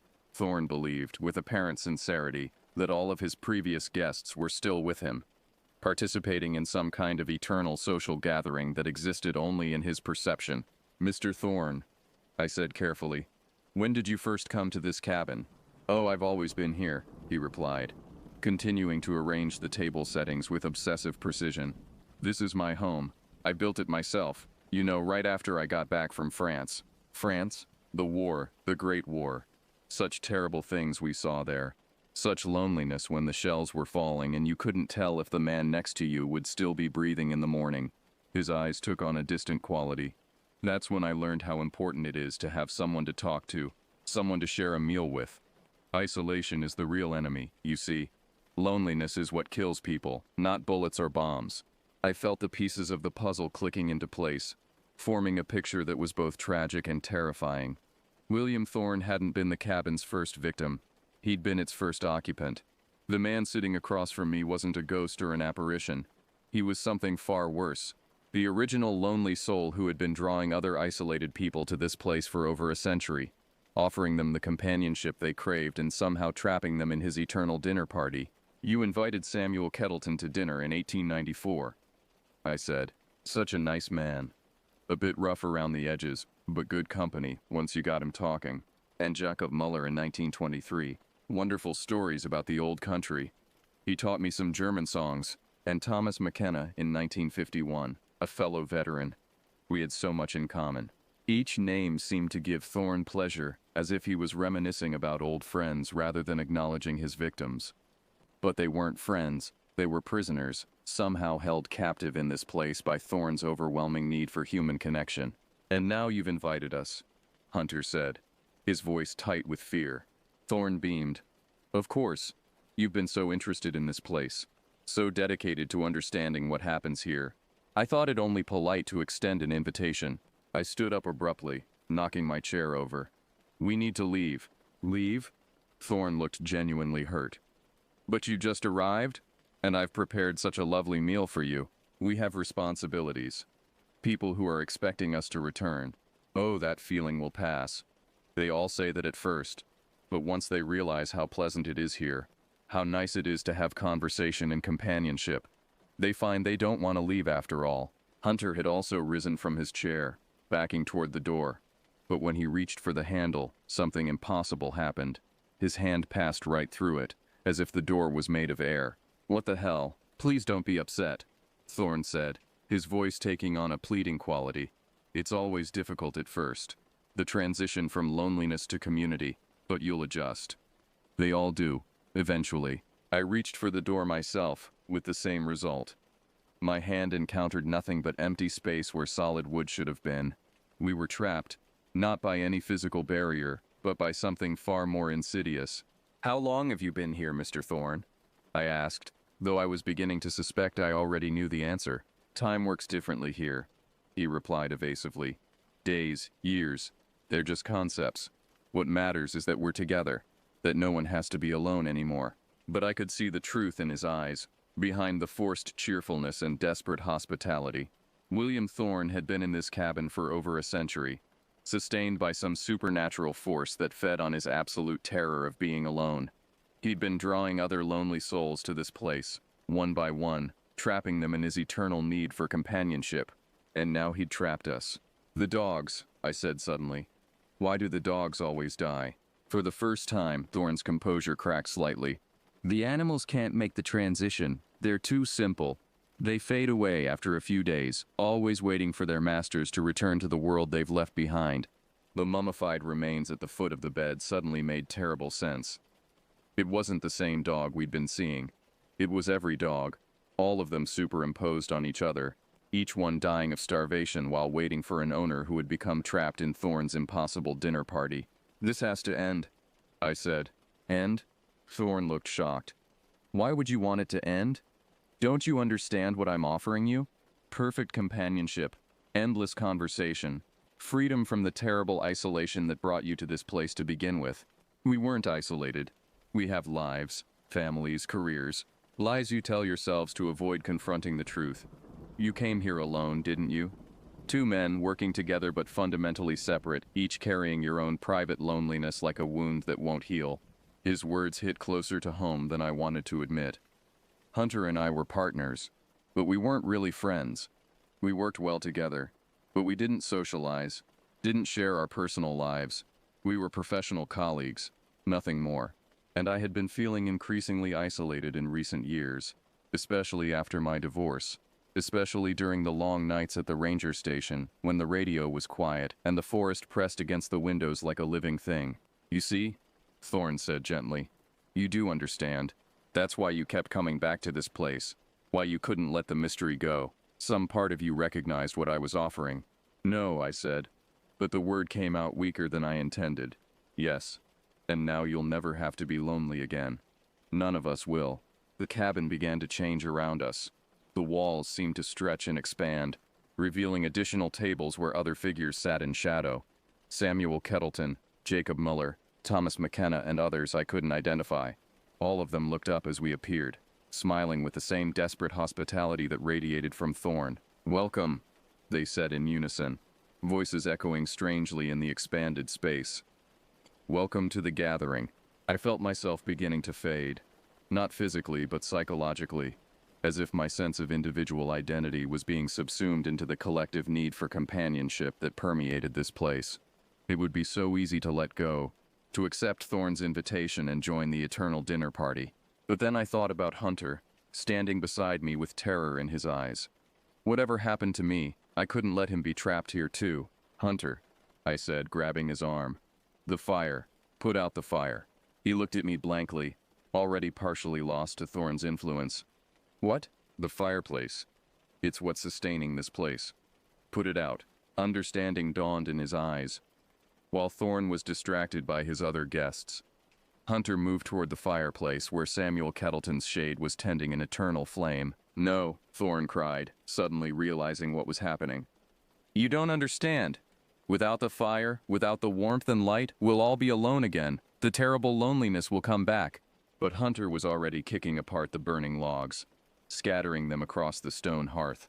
As the flames died, the expanded cabin began to contract, the shadowy figures at the other tables growing more transparent. Please, Thorne begged, his own form beginning to fade. Don't make me go back to being alone. I can't bear it. I can't bear the silence. The last of the fire died out, and with it the supernatural presence that had sustained this impossible place for over a century. The cabin snapped back to its normal dimensions, empty except for Hunter and me, and the mummified remains of a small dog. The door was solid wood again. We ran for it, bursting out into the morning sunlight and not stopping until we reached our truck. As we drove away, I looked back once at the cabin sitting innocuously in its overgrown clearing. It looked abandoned again, just another relic of frontier life slowly being reclaimed by the forest. But I knew the truth now. I knew why the table was always set for two, why each victim had been found in the same conditions, why the pattern had repeated itself for over a century. William Thorne had built that cabin after the Great War. a shell-shocked veteran seeking isolation from a world that had shown him too much horror. But isolation had become its own horror, and his desperate need for human connection had somehow transcended death itself, drawing other lonely souls to share his eternal vigil. The fire was out now, the supernatural trap finally broken. But I couldn't shake the feeling that the victory was temporary. Loneliness was a powerful force, and there were always people seeking escape from it in the remote places of the world. Somewhere, in some other isolated cabin or abandoned homestead, another William Thorne might be setting the table for two, preparing to extend an invitation that would be impossible to refuse. The real horror wasn't the supernatural elements or the trapped souls. The real horror was how easy it would have been to accept Thorne's offer, to trade freedom for the promise that we would never have to be alone again. Hunter and I filed our final report that afternoon, documenting the cabin's structural condition and recommending that it be demolished for safety reasons. We never mentioned what we'd experienced there, never spoke of William Thorne or his century-long dinner party, but sometimes, late at night when the ranger station is quiet and the forest presses close against the windows, I think about that desperate pleading voice asking us not to make him go back to being alone. And I wonder if loneliness really is the most dangerous predator in these remote places, stalking anyone who ventures too far from the comfort of human connection. The table is clear now, the chairs empty, the fire cold. But somewhere in the silence I can still hear the echo of an invitation being extended, patient and eternal, waiting for the next lonely soul to find their way to that hidden clearing in the depths of the forest. The end of this story? Maybe. But the beginning of someone else's? That remains to be seen.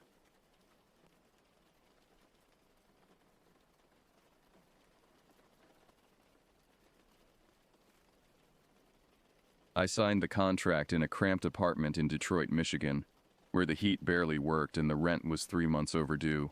My name is Warren Mitchell, and before I became what the government calls a special recovery operative, I was just another veteran drowning in debt, watching my favorite coffee shop close down because I couldn't afford to be a regular customer anymore, selling my grandfather's record collection piece by piece to keep the lights on. The man across from me didn't look like he worked for any government agency I'd ever heard of.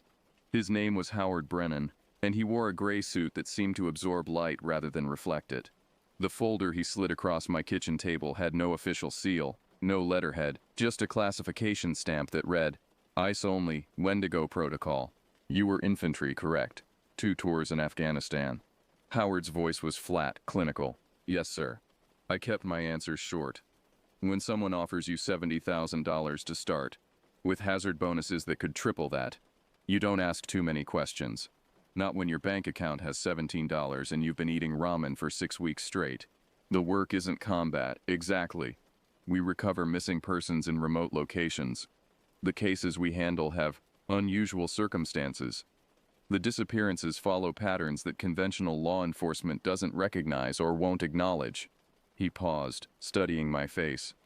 "Tell me, Warren, do you believe in things that can't be explained?" I thought about the things I'd seen in the Korengal Valley, the shadows that moved wrong, the stories the local villagers told us that we'd laughed off until we didn't. I believe in what I can see. Good enough. He pushed a plane ticket across the table. "You leave for Oregon in 6 hours. There's been a series of disappearances in the Cascade Range. 7 people in 3 months. Search and rescue found nothing. We have reason to believe they're still alive." What kind of reason? Howard stood, buttoning his jacket. "The kind that requires someone with your specific skill set. Your team leader is already on site. Her name is Claire Donovan, former Marine, decorated, tough as they come. Listen to her, follow the protocols in that folder, and you'll do fine." And if I don't follow the protocols? For the first time, something like emotion crossed his face. It might have been pity. "Then you become one of the missing." After he left, I opened the folder. Inside were topographical maps, incident reports, and photographs. The photos showed camping sites, hiking trails, all seemingly ordinary. But someone had marked them with red circles and written notes in the margins. The notes didn't make sense. Feeding pattern, territorial marker, transformation site. At the back of the folder was a single page. A list of rules typed in courier font. Wendigo Protocol. Field operation. Never travel alone after dark. 2. Do not consume any meat found at investigation sites. Free. If you hear your name called from the forest, do not respond. For maintain caloric intake above 2500 per day. Report all symptoms of persistent hunger immediately. 6. In case of encounter, do not run. I packed my bag with hands that only shook a little. I told myself it was just a job, just another deployment, just a way to climb out of the hole I'd been digging since I got back stateside.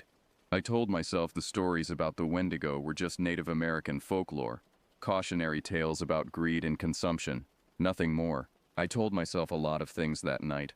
The flight to Portland was uneventful. A rental car waited for me at the airport, and a GPS unit pre-programmed with coordinates. The drive took 4 hours, winding deeper into the Cascade Wilderness, the road narrowing from highway to 2-lane to gravel to barely a path. Cell service died somewhere around mile marker 73. Base camp was a cluster of military-grade tents in a clearing, surrounded by Douglas firs that seemed to lean inward, blocking out the afternoon sun. A woman emerged from the largest tent as I pulled up. She was maybe 5'6", built like a wrestler, with dark hair pulled back in a tight bun and eyes that evaluated me in 3 seconds flat. "Warren Mitchell?" Her voice carried the weight of command. "Yes, ma'am. Claire Donovan." "Drop the ma'am. We're not in the Corps anymore." She gestured toward the tent. "Get your gear stowed. Briefing in 10. We've got another one." Another disappearance 3 hours ago. Hiker. Solo male. 34 years old. Experienced outdoorsman. Ranger station got an automated SOS from his emergency beacon. By the time they reached the coordinates, all they found was his beacon, his backpack, and his boots. Still laced. I felt something cold settle in my stomach. "Still laced?" "Still laced," she confirmed. Whatever took him, he didn't even have time to struggle. The briefing tent smelled like coffee and something else. Something medicinal and sharp. 2 other operatives sat at a folding table covered in maps and photographs. Claire introduced them. Eugene Park, former Army intelligence, lean and nervous with perpetual dark circles under his eyes, and Nora Reeves, ex-Air Force pararescue, blonde and solid, with a scar running from her ear to her collarbone. "This is the 7th disappearance in 12 weeks, Claire began, pointing to red pins on a topographical map. All of them in a 20-square-mile area. All of them experienced outdoorsmen. No bodies recovered. Search and rescue found personal effects at each site, but no signs of animal attack, no blood, no struggle." "What about the local tribes?" I asked. "The Wendigo is their folklore. Have they been consulted?" Eugene laughed. A brittle sound. "Oh, they've been consulted. 3 different tribal councils. They all said the same thing. Leave this place, burn it if you can, and never come back. One elder told us we were feeding it just by being here." "Feeding what?" Claire pulled out a photograph. Black and white. Grainy. It showed something tall and emaciated standing between trees. The proportions were wrong. The limbs too long. The torso too narrow. The head was massive, crowned with what looked like antlers or branches. "We don't know what it is," she said, "but we know what it does. It hunts. It takes. And according to the folklore, it transforms its victims. Makes them like itself. Hungry, always hungry, never satisfied." "That's a myth," I said, but my voice lacked conviction. "Maybe." Claire tapped the photograph. "But 7 people are still missing, and their families deserve answers. We're not here to prove or disprove folklore. We're here to find those people and bring them home. And if we can't," Nora asked quietly. Claire's jaw tightened. "Then we document what happened so no one else goes missing." That night, I lay in my sleeping bag listening to the forest. The protocol said never travel alone after dark, and I understood why. The darkness beyond the camp felt alive, breathing, waiting. Somewhere in the distance, something screamed. It might have been a cougar. It might have been something else. I thought about Detroit, about my empty apartment and my favorite things, all the small pleasures I'd given up because I couldn't afford them anymore. Vinyl records and good coffee and Sunday mornings at the Eastern Market. I thought about why I'd taken this job, and the answer was simple. I was desperate. Desperation makes you do stupid things, makes you sign contracts you don't fully understand, makes you walk into dark forests hunting monsters. As I drifted toward sleep, I heard it for the first time. A voice, distant and distorted, calling my name from somewhere in the trees. "Warren. Warren." I remembered the protocol. Do not respond. I pulled my sleeping bag over my head and tried not to hear the sound of footsteps circling the camp. Slow and patient, like something that had all the time in the world. We moved out at first light, following a trail that wound deeper into the old-growth forest. The canopy overhead was so thick that even at noon, the light had a twilight quality, green and filtered and wrong. Eugene walked point, GPS unit in hand, leading us toward the site where the most recent victim had vanished. I'd been in plenty of hostile terrain before, but this felt different. In Afghanistan, the danger was human. You could predict it, prepare for it, fight it.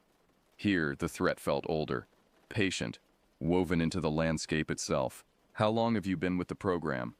I asked Nora, who walked beside me, her rifle slung across her chest. 8 months. Started in Wisconsin, a case involving missing hunters. Before that, I was doing contract security work, barely making rent in Milwaukee. She glanced at me. "Let me guess, financial troubles. That obvious? We're all here for the same reason, Warren. The government doesn't recruit for this program from the ranks of the employed and stable. They want people who are desperate enough to accept what they see, and practical enough not to ask too many questions." She adjusted her pack. "I had $40,000 in medical debt from an accident. No insurance. This job paid it off in 3 months. Worth it?" Her expression darkened. "Ask me when we get out of here." We reached the site around 1400 hours. The emergency beacon sat in the center of a small clearing, its red light still blinking. Next to it sat a North Face backpack, neatly arranged with boots placed beside it, laces still tied in perfect bows. Claire crouched beside the boots, studying them with intensity that made my skin crawl. Same as the others. No signs of forced removal. It's like they just stepped out of them. "People don't just step out of laced boots," Eugene muttered, setting up the portable sensor array. The government had given us equipment that supposedly detected anomalous energy signatures, whatever that meant. To me, it looked like a metal detector married to a EMF reader. Maybe they were compelled, Nora suggested. Some kind of psychological manipulation. There are documented cases of people in survival situations doing irrational things. All 7, I countered. All experienced hikers, all making the exact same irrational choice. There's something else. Claire held up a compass. The needle spun lazily, refusing to settle on north. Magnetic anomaly, large one. Every disappearance site shows the same reading. Eugene's sensor array began beeping. A steady, insistent rhythm. "I'm getting readings. Multiple thermal signatures. Approximately 50 yards northwest. Moving away from us. How many?" Claire's hand moved to her sidearm. "Can't tell. The readings are strange. They overlap, like multiple sources occupying the same space. We moved as a unit. Years of training overriding the primal instinct to run the other direction. The forest grew denser, the trees pressing close, branches interlocking overhead like a cathedral ceiling. The temperature dropped 10 degrees in as many steps. Then we saw them. Hanging from the trees were dozens of boots, suspended by their laces, swaying gently despite the absence of wind. Hiking boots, work boots, sneakers, all of them arranged in rough circles around the trunks of massive old-growth firs. Some looked recent, the leather still supple. Others were rotted, decades old, falling apart. "Jesus Christ," Eugene whispered. "Don't touch anything," Claire ordered. "Nora, start documenting." Warren helped me establish a perimeter. As Nora began photographing the scene, I walked the outer edge of the clearing, counting boots. 73 pairs, 73 people. The official report said 7 disappearances. Someone had been lying, or someone had been hiding the truth for a very long time. That's when I noticed the trees themselves. The bark was marked with scratches, deep gouges that formed patterns. At first I thought they were random, animal markings perhaps. But as I looked closer I realized they were symbols, repeated across multiple trees. Crude pictographs showing stick figures with massive heads and antlers, mouths open in silent screams. "Claire, you need to see this." She joined me, her face paling as she studied the markings. "These are old. Some of them are grown over, healed. This has been happening for years, maybe decades. Why weren't we told?" The anger in my voice surprised me. If this site has been active for that long, why send us in blind? Because if they told us the truth, no one would take the job. She turned, scanning the forest. We need to set up camp, here, in this clearing. Are you insane? Eugene's voice cracked. This is obviously the hunting ground of whatever's doing this. Exactly. Which means this is where we'll find answers. Claire's expression hardened. We're not running. We're here to do a job. The protocols exist for a reason. We follow them. We stay safe. We established camp in what I privately called the boot garden, a term that made Eugene laugh hysterically until Claire told him to shut up and focus. The tents went up quickly, arranged in a defensive circle with the sensor array at the center. As the sun began its descent, the forest underwent a transformation. The sounds changed first. The normal bird calls and insect drones faded, replaced by silence so complete it felt physical, pressing against my eardrums. Then came the cold, dropping so rapidly that our breath misted despite it being August. The trees themselves seemed to shift, leaning closer, their shadows growing longer and darker than the failing light warranted. Check your caloric intake, Claire reminded us as we ate MREs around a carefully controlled fire. Protocol 4. Maintain above 2,500 per day. Why does that matter? I asked. Eugene answered, his voice barely above a whisper. The Wendigo mythology centers on starvation and cannibalism. The creature is driven by insatiable hunger. The theory is that prolonged hunger makes you more susceptible to whatever's out here, changes your psychology, makes you vulnerable. That's why the victims were all solo hikers, Nora realized. Reduced rations, longer exposure to the environment, increased stress on the body. And why it takes their boots, I added. The pieces falling into place. Prevents flight, makes them vulnerable, like a predator hamstringing prey. Claire nodded grimly. Now you're thinking like the program trains you to think. This isn't random. It's calculated, intelligent, and it's been doing this for a very long time. As darkness fell completely, the sounds began. Footsteps circling the camp, heavy and deliberate, breathing that echoed from multiple directions simultaneously, and the voices, Claire, Claire, Eugene, Eugene, Warren, Warren. Each of our names called from the darkness in voices that almost sounded like people we knew. My dead mother, Eugene's sister, Nora's ex-husband. The protocol said don't respond, and we didn't, but every cell in my body screamed to answer, to acknowledge, to reach out into that hungry darkness. The sensor array went mad, beeping continuously, the readings showing impossible data. Thermal signatures that appeared and disappeared, moved too fast to track, occupied multiple spaces simultaneously. Claire monitored the equipment with shaking hands, her professional composure finally cracking. It knows we're here, she said. It's testing us. A face appeared at the edge of the firelight. Pale, emaciated, with eyes too large and a mouth stretched too wide. It wore the tattered remains of a hiking jacket, and its feet were bare, the skin blackened and frostbitten. When it smiled, I saw that its teeth had been filed to points. So hungry, it whispered. So hungry. Won't you share? Won't you give us something to eat? The thing that had once been human stepped closer, and I saw that it wasn't alone. Behind it, more shapes emerged from the darkness, all of them wearing the same expression of desperate eternal hunger. Nobody move, Claire ordered, her voice steady despite the terror in her eyes.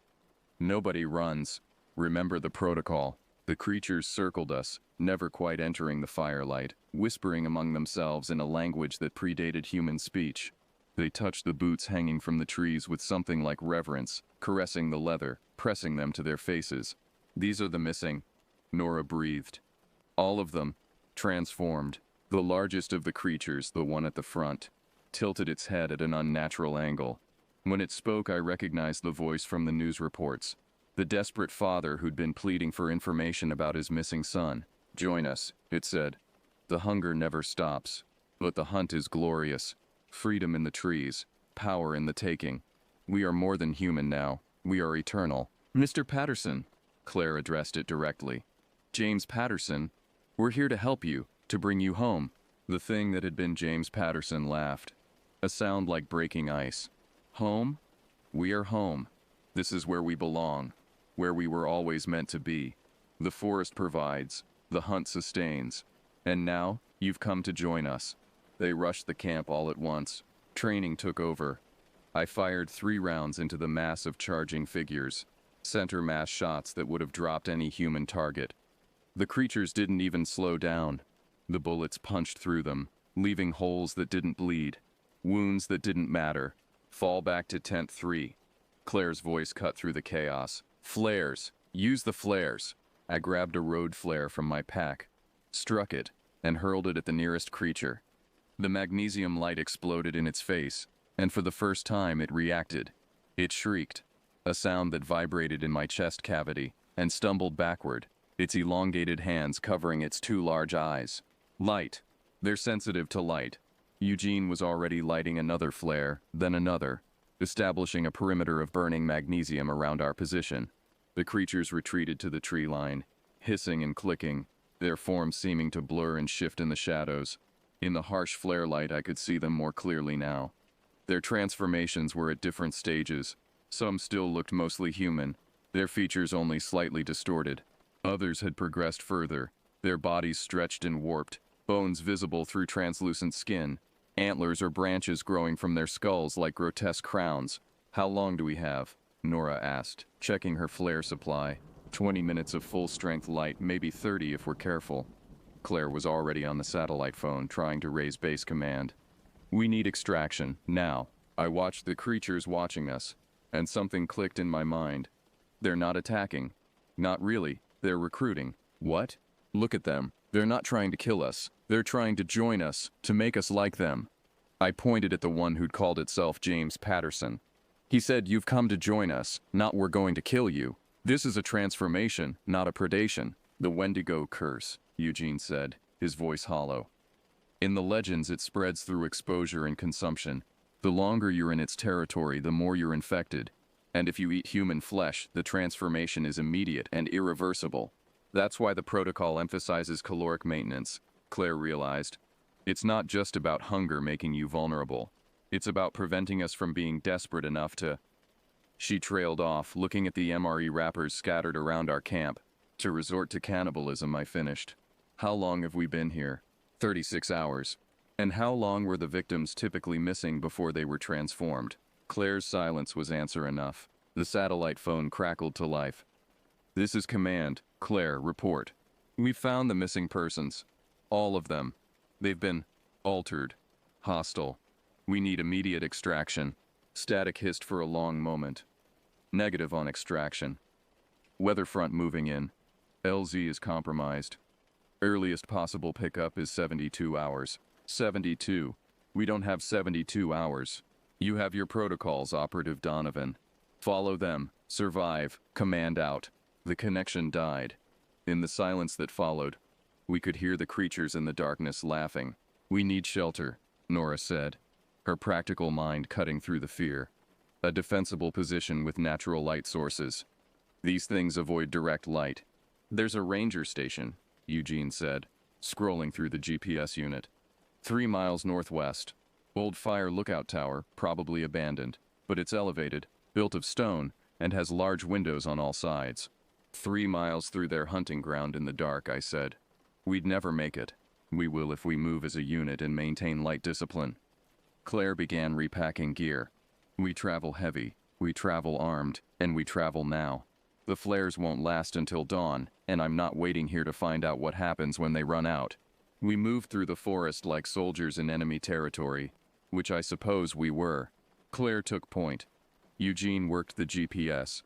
Nora covered our 6, and I handled light security. A road flare in each hand, ready to ignite at the first sign of movement.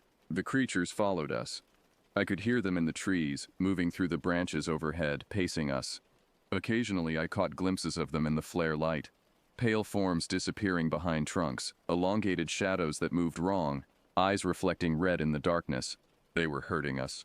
The realization came too late. We emerged into a clearing, and the GPS unit sparked. Died. Its screen flickering with corrupted data.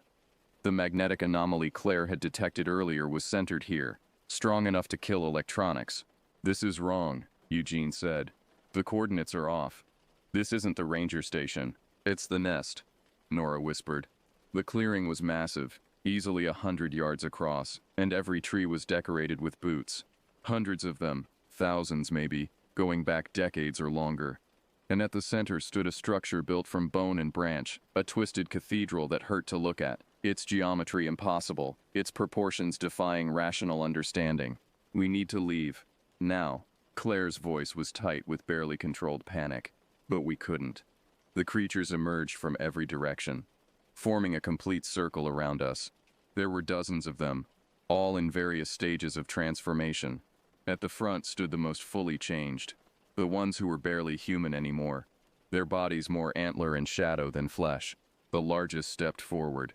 I recognized it from the grainy photograph in my briefing folder, the shape that had been captured on a trail camera. Up close it was massive, easily 8 feet tall, its emaciated frame wrapped in what might have been skin or might have been bark. Antlers sprouted from its skull, genuine bone, branching and rebranching. Its eyes were white, sightless, but I had the distinct impression it could see me perfectly. When it spoke, the voice came from everywhere and nowhere, vibrating through the ground beneath my feet. You came to find the missing. You found them. Now you understand. There is no rescue. There is only transformation.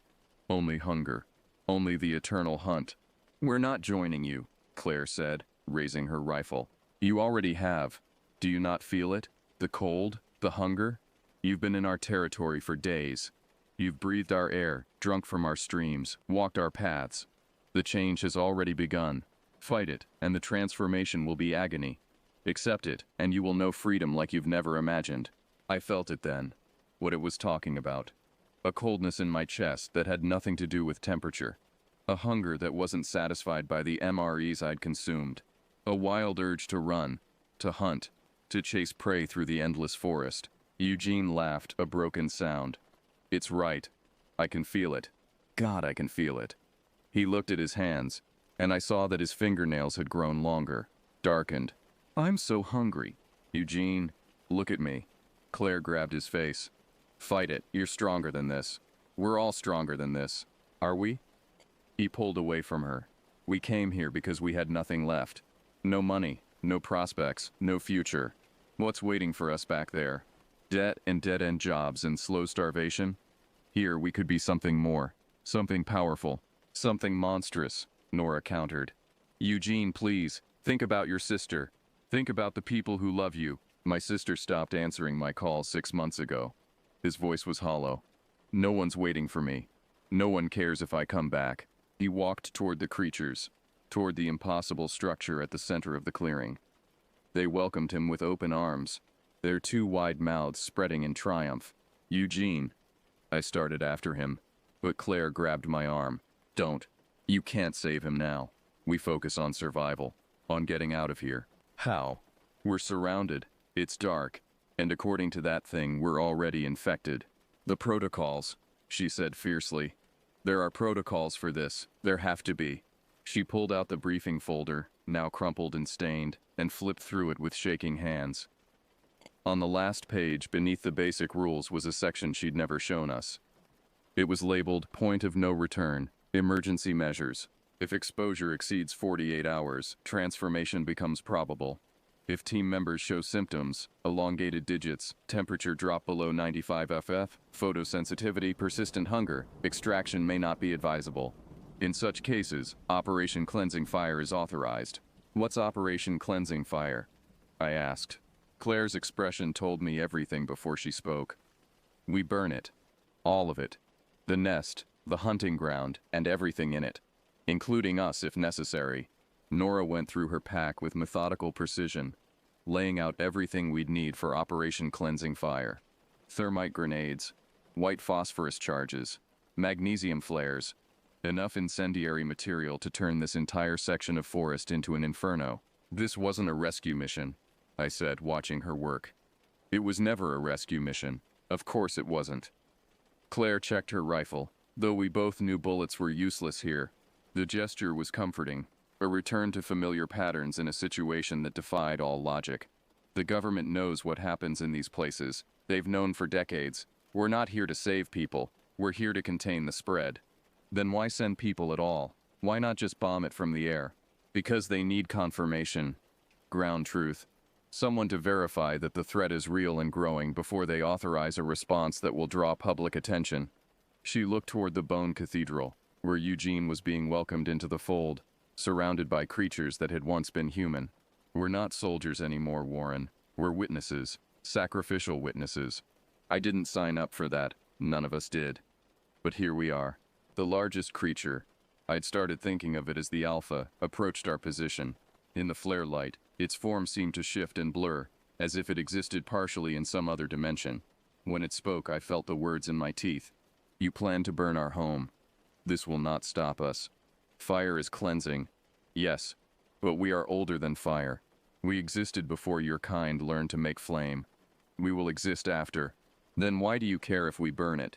Nora challenged, not looking up from her preparations, because transformation is a sacred process. The bones gathered here represent centuries of change, evolution. You would destroy our temple, scatter our children.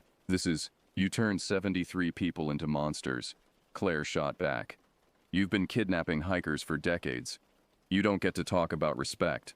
Monsters. The Alpha tilted its head. We offered freedom from the slavery of modern life. Your missing persons came here empty, desperate, starving in spirit if not in body. We gave them purpose. Community. Power. They chose this. Eugene didn't choose it. You infected him. Eugene was infected the moment he accepted your government's offer, as were you all. The transformation began with your first breath in this forest. But the true infection happened long before, when society rejected you. When you became invisible, unwanted, expendable. We saw you. We offered you something better. I felt the words hit home because they were true. I thought about my apartment in Detroit, the eviction notices, the silence of a phone that never rang with job offers, the slow erosion of dignity that came with poverty. The government hadn't recruited us because we were skilled. They'd recruited us because we were already lost, already missing in every way that mattered. It's a seductive offer, I said, more to myself than the creature. But I've seen what you become. That's not freedom, that's slavery to hunger. And what is human life but slavery to hunger of a different kind? Hunger for money, for status, for meaning. At least our hunger is honest, pure. My hands had been growing colder for the past hour. When I looked down, I saw that my fingernails had darkened, lengthened. The hunger in my chest had intensified, becoming physical, demanding. Claire, I said quietly, how much time do we have? She checked the thermometer she'd been monitoring. Your core temperature is 95.2. Nora's is 94.7. Mine is 93.9. By morning, we'll be too far gone to make rational decisions. Then we do it now. We set the charges and we get out. And Eugene? I looked at the bone cathedral, where Eugene stood among the transformed. His body already beginning to change, his face stretching, elongating. He was smiling. Eugene made his choice. We worked fast, placing thermite charges in a grid pattern around the clearing, focusing on the bone structure at the center. The creatures watched but didn't interfere.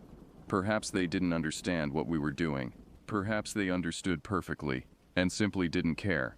As I placed the last charge, I noticed something carved into the base of the cathedral. Dates. Hundreds of them, scratched into the bone surface. The earliest I could make out was 1847. This has been happening for almost 200 years, I said. How has this stayed hidden? It hasn't, Claire replied. This is just one site. According to the briefing materials I saw back at command, there are at least 40 similar locations across North America. Different entities, different folklore, same pattern. People go missing. The missing become monsters. The government sends in teams to document and contain. How many teams? I stopped counting after 20. And how many came back? Her silence was answer enough. We retreated to the edge of the clearing, playing out detonation cord as we moved. The creatures followed at a distance, their expressions almost curious. Eugene stood at the front of the group, his transformation accelerating, his body lengthening, bones cracking and reforming.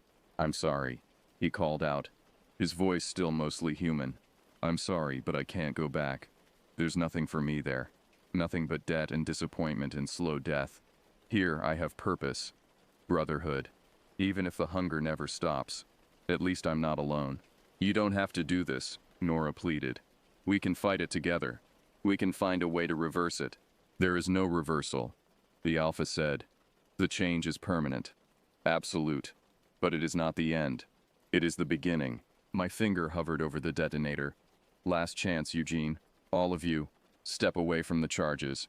You can join us instead. Eugene offered. I can feel your transformation, Warren.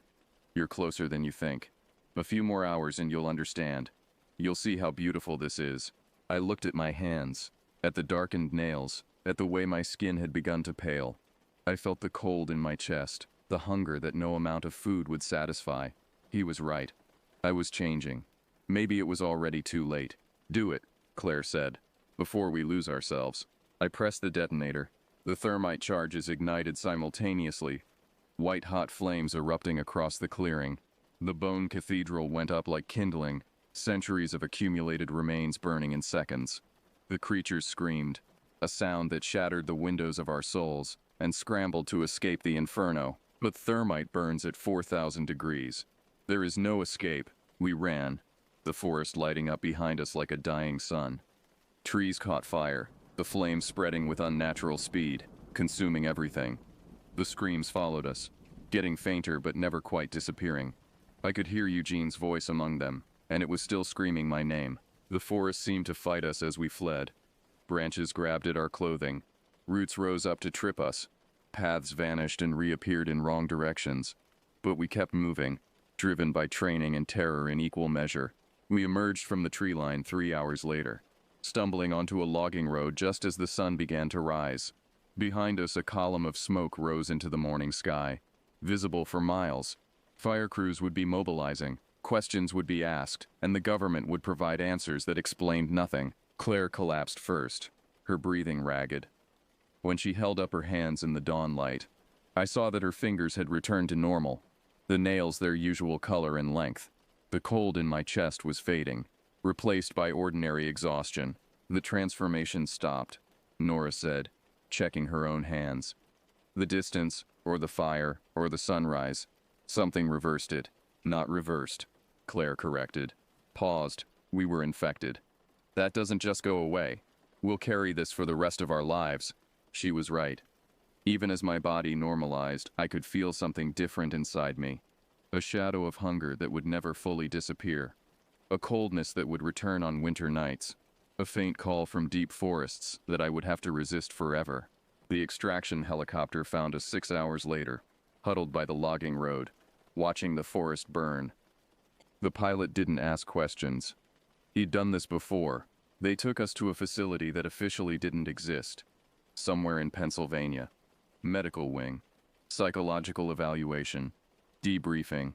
I spent 3 days answering questions from people in suits who already knew the answers. They were just checking if our stories matched the expected outcomes. Howard Brennan visited on the 4th day. He looked exactly the same as he had in my Detroit apartment, which felt like it had been years ago instead of less than a week. You did well, he said, sitting across from me in the sterile interview room. The fire contained the immediate threat. We've established a perimeter, declared it a wildfire zone. The site will be monitored for the next decade. What about the other sites? You said there were 40. 37 now, actually. 3 were successfully neutralized last year. 2 in North Carolina, 1 in Wisconsin. The one you handled makes 4. And the ones we couldn't save? Eugene and the others? Howard's expression didn't change. Neutralized. There were no survivors at the site. You're lying. Some of them got away. I saw them scatter when the fire started. The official report will say otherwise. He pushed a folder across the table. Inside was a check for $70,000 and a new contract. We're offering you a permanent position. The pay is excellent. The work is important. And frankly, you don't have many other options. You're infected now. You'll need monitoring, medication, regular psychological evaluations. We can provide all of that. And if I refuse, then you return to Detroit and try to live a normal life while carrying something inside you that will respond to every missing persons case you hear about, every deep forest you pass, every hungry winter night. How long do you think you'll last before you start walking into the woods and don't come back? I thought about it, really thought about it. About my apartment with its peeling wallpaper and broken heat. About the job market that had no place for veterans with PTSD and gaps in their employment history. About the slow grinding poverty that had pushed me to sign that first contract. What are my assignments? Similar to Oregon. Investigation, documentation, containment. You'll have a new team. Claire is being promoted to command. Nora is being transferred to our Wisconsin operations. You'll be based here in Pennsylvania, but you'll travel. There's a case in Michigan we need you to look at. Disappearances near Lake Superior. The locals are talking about something they call the Dog Man. More folklore. Always folklore. It's the oldest way we have of remembering what shouldn't be forgotten. He stood, straightening his suit. Take 24 hours. Decide if you can live with this. But Warren, we both know you don't have anywhere else to go. He was right, of course. That was the worst part. I spent my 24 hours in the facility's common area, watching news reports about the Oregon wildfire. 7,000 acres burned.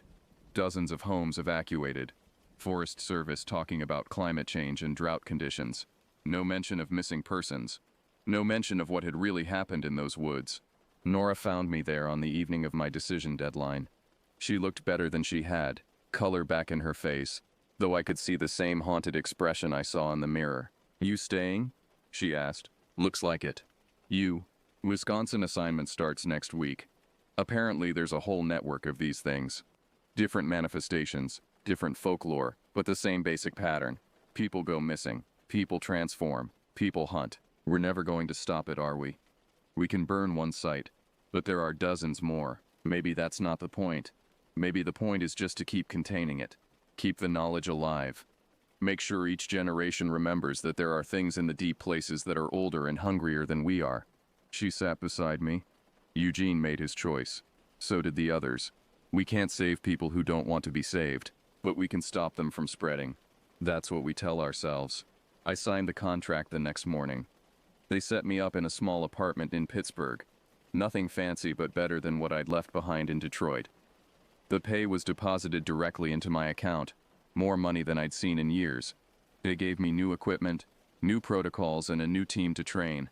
My first assignment came 2 weeks later. Michigan, as Howard had promised. A series of disappearances near the Hiawatha National Forest.